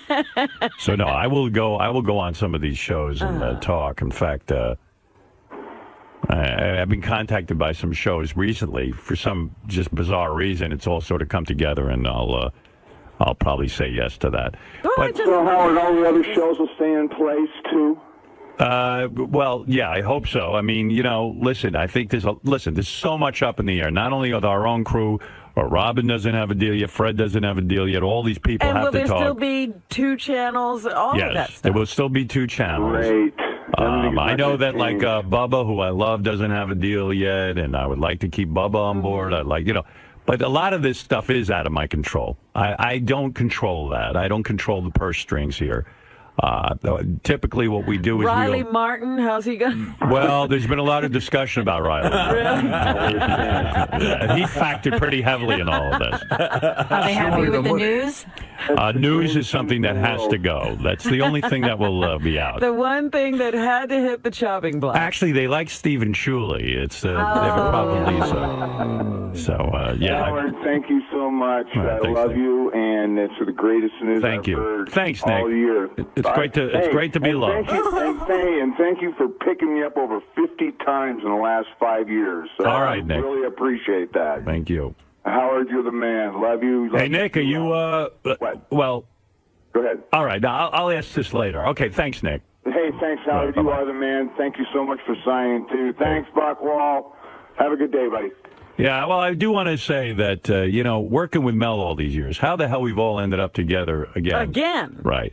And I know that there's still a lot of confusion about the channels, about a lot of people's jobs and stuff. Robin doesn't have a deal. Fred doesn't have a deal. Now the suspense is on me because I'm still looking at the end of my career here on December 31st. Yeah, I'm here. That's the good news. Everyone else is Tim just kissed everyone in the office. Maybe Tim wants to say something. It sounds like one of Tim's motivational speeches. Tim's kissing people? Tim is kissing people. A lot of people resigning now. Does Tim have a deal? Tim, I know you didn't know about this as well. Let me grab your apple bag. Just in congratulations. My apple bag. You're happy. This is the greatest show on earth. You know, I can't see us going to another place. We've got a good little machine going here. Yeah, we've got the infrastructure, we've got everything, and we've got it going. We do. We have it going on, right? Yeah. Do you want to say something? I'm excited. Thank you. You're excited. That's Thank it. you. Never ever doubt Mel Karmazin, and Well, Mel's one of the big reasons. Well, listen, there's about 50 reasons why I decided to stay here for myself. Number one, I do love our crew. It would be really weird not to wake up in the morning and do this with Robin and the gang. It would be very, very strange for me. But who would you replace me with if I don't able to make a deal? Lisa G. Robin's irreplaceable. You are irreplaceable, actually. I don't want to do it with anyone else, quite frankly, and that would be a problem. Well, that warms my heart. But, that would be weird. But if you run off with your charity work, when I was giving the fake announcement, I was going to say, Robin is the main reason I'm leaving because she inspired me. She inspired me with that charity work. And I want to be like Robin. And then everyone would hate Robin. That's right. with our charity work. He's out there making little Indian children laugh. Right. So anyway, a lot of the things that I was excited about being here is that, A, we have beautiful facilities. We have a built-in audience already. We can expand upon that in the future. The technology is only going to get better. For example, now it used to drive Tim and I crazy. We couldn't be heard on the iPhone, and we couldn't be heard on all that. So I guess as of today, they've got that set up, or tomorrow. Is that right? I would assume. That's awesome. And so that to me was another expansion, and I think the word will get out that we're staying here. More of our fans who didn't come over originally might start coming over as well. Yeah, with the new technology especially. Right, and car sales are starting to go. So I see more and more growth. And I really am proud of what we've done here. This is just as much our company as anybody's. I mean, really, it feels like we built this thing. Yeah. So. Well, when you started speaking, you were saying things that I thought were going to be in your mind about, the job not being finished and wanting this to be something viable that survives over time. Yeah. And that's so that's that. So, Yay. With any luck, thank God. I know that. Boy, there are going to be more Lisa-isms today. I'm so sweaty. I have to go. There's one. I think I'll give Lisa G a sponge bath. Come on, give her a sponge bath. Okay, and again, like I say, Robin and Fred and the rest of the gang, everyone, Sal, Richard, Gary, everyone's got to figure out their new situation. So things aren't completely settled, but I know the company was interested in getting me signed, and I thank them for that. I really am truly excited about continuing on, and we'll see what the future brings. So it's an exciting beginning. This is the house that Stern built. The Stern Show built. This should be a big monument somewhere. And this is now a party. Yay! All right, you better get out of here before people start jumping on you. All right, well, now I don't feel so bad about not making the party because I was afraid this was going to be the last time all of us would be together. Right. And I was trying as hard as I could not to miss it. Right. And here's my RSVP. I can't be there. So another 5 years for me, Robin, and hopefully for you and Fred. Well, and I'm the happy gang. for you and Sirius. Well, thank you. That's a wonderful, wonderful marriage. And that is, I don't want to see what we started disappear. Right. And it's in the early stages of its development. And I think it's very important that content remains strong here. Yep, I agree. Congratulations to you, Howard. You have built something really amazing. Not only the radio show and the great, huge family. But what I experience right now, this warm family of professionals that love you. Well, we're hoping, George, that you'll be with us for the next 5 years. Well, I'm going to be doing a series, but, I'm going to get breaks. Whenever you get a break. You're kidding. You have to be stuck in Los Angeles now? I'll pencil you in. I'm doing a series called Super Ninjas. I think, I think we just got the blow off. No. He's leaving us. Yeah. But George is the one person we're sure won't be back. I'm going to arrange so that I get enough breaks so that I can be with my family. Okay. My heart is here with you all the time. Thank you. Tom Chiusano is on the air, our former general manager at K-Rock, and he wants to say a few words. Tom, please. Well, number one, I apologize. I'm calling from my cell phone as I'm sitting in my car in my driveway. So I know you don't have cell phone connection, so I hope that's okay. Right. Of course it would start. And then he starts breaking up. Tom, go ahead. This reminds me of two low points for me. 4 years ago, or whatever it was, when you announced that you were leaving, and then 5 years ago, when the morning when you actually left. But I also know it's a great morning for you. So and being with Mel and being part of anything that he's part of is just a wonderful thing. So I think that it's a great decision on your part. I'm really, really happy for you. I'm happy for him. Thanks, Tom. And you've Tom's the one guy. He's not part of the team anymore. I know. And I do. I miss him. I do miss Tom a lot. Well, I love, and I really mean this. I love all you guys. I love everybody that's part of that show. Thank you. And you're just a huge, huge part of my life that I'm very, very proud to have had. All right, man. Tom, you're the best. Thank you. Well, you too. All right. Now go back and get it warm. I do miss Tom a lot. I miss him all the time, yeah. One of the reasons he's not here is because there's no general manager. The business model doesn't have a position like his. I think he should have just been here because we like to yell at Tom. It would have been great. We like to blame Tom for any of our problems. He could have just sat in a room until we were ready to yell at someone. Right. Yeah, is there a job for a guy just to be yelled at and blamed for all of my problems? That's called Scott the Engineer's. Right. Tommy. Yeah, Scott the Engineer replaced Tom. Tommy, you're on the air, Malden. Hey now, Howard. Hey now. Congratulations. I'm so happy that you're going to be staying.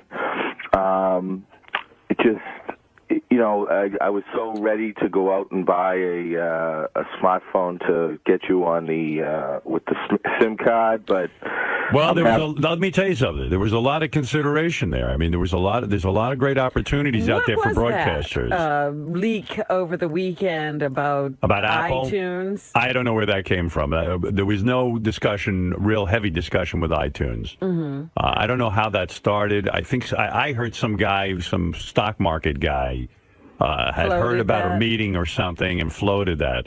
But quite frankly, there were a couple of companies where we almost, could have ended up there. Let's put it that way. And there's a lot of exciting opportunities out there for broadcasters. Anybody who thinks broadcasters don't have opportunities out there is nuts. Problem is, you got to have an audience to bring with you. And if you don't have that, then the opportunities aren't there. They dry up. I think quickly. That's the problem. I mean, you got to start on terrestrial radio. This is advice for any young broadcaster. You got to start on terrestrial radio and have a huge audience, and then have the wonderful audience that I'm blessed with that's willing to follow you somewhere. Well, the whole point would be then content and connection. Content, connection, content is king. And this company, more than any company, with the leadership of Mel and Scott Greenstein, I believe they are so braced for the future because they have the content. Mm-hmm. Robin, people are not spending money on content. Right. That's part of the big problem.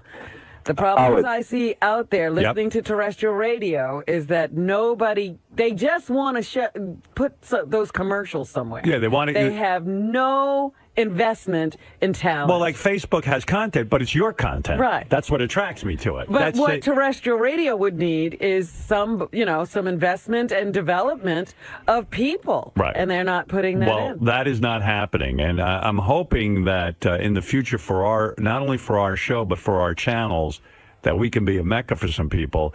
and for a And lot we of could be broadcasters. providing content Right. for all kinds of delivery systems. Yeah, so I'm discussing that with Sirius now and trying to expand what we do and expand our channels, and also with just being on the iPhone and stuff, that's huge. You know, that opens it up for a lot of our fans. All right, Tommy, thanks. Listen, Yeah. 5 years ago, I made the trek down from Boston to go to your block party, and I was going to suggest if you were leaving to, have another block party. How about a celebration block party? I'll tell you what, did you come all the way down from Massachusetts to be part of that 5 years ago and stand in the rain? Oh, yeah. I got a Howard 1906 poster signed by Mary Ann from Brooklyn and everything. You know, the last pair of tickets I have to the Paul McCartney concert, I'd love to give them to you so we could celebrate. Oh, that'd be awesome. You want to come? Would you come down from Malden? Oh, definitely. Why don't you come join us Monday night? Oh, you're the best. So why don't you come, Tommy? I love Fred, Rob, and everybody. They're all great. All right, for a guy who trekked all the way down through the cold, remember how cold and rainy it was? A mess that day. There was an ice storm in Connecticut. There were tractor trailers off the road and everything, but I said, fuck that. I'm going to Howard's last show. All right, brother. So you're in the McCartney concert. Thanks, man. All right, hold on, Tommy. Why not? Why not Tommy? I heard there's another announcement. What is it? How dare they? On my beautiful day? What is the other I heard announcement? that Fred is going to get to go to the concert. How so? How'd that work out?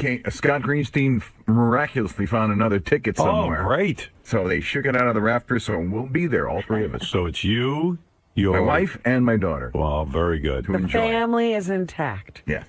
And Robin will be there with her special date, Ralph. The whole world is reeling from that announcement. Still, people are screaming, don't take him. King of all blacks. Yo. Yes. Yo, yo. Real plain and simple. If I have my iPod Right. and I'm on the sweeper, can I listen to the show? Yeah. I believe so. I don't know how that all works. Well, does your iPod pick? I mean, iPod that's just storage, right? That doesn't pick up anything on the internet or anything. Oh, It depends on the system. But the iPod is the phone, right? No. Maybe the iTouch iPhone. or iPhone. He's saying iPod. I don't know. How does I don't that work? think so. That would just be down. Oh, so I got to get an iPhone. Now, how about the HBO by Sprint? No. Wait a second. What's HVO? I don't even know. Maybe. Yo, it's the hottest phone out. 4G. Can you get internet? Yes. It's crazy. Well, then you'll be on that. Oh, good. I thought I could. I was going to ask them, but I didn't think you was staying. For some weird reason, I hope you would leave and it'll be more crazier. More crazier? More Yeah, crazier. It would have been crazy if you was like, yo, I'm out of here, man. Yeah, well, it almost came down to the leaving, Oh, there is a serious app for the EVO phone, the EVO phone. How, did you see that phone? No. Oh, my God. You got to see it. I don't even know anything about it. Who's You picked up an ad the other day and said, I can't even tell what this is all about, and it was for the EVO phone. Oh, that's the EVO. I got to check into this. I feel like I'm missing out.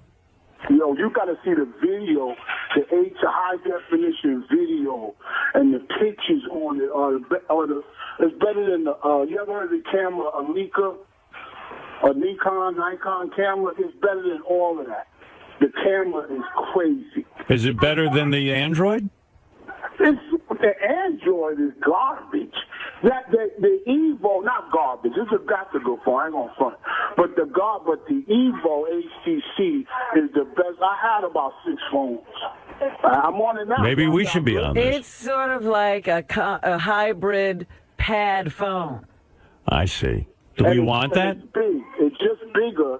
But I like it because you can see, like, you can order stuff off the internet. I order stuff off of Zappos. I order stuff off of, I got the crazy Ugg boots coming, they $300 and shit is sick. I can't wait till they get here. But I ordered all that off the phone, and you can see everything on the phone. All right. Thanks, King. Do I sound good now? Yeah, you do.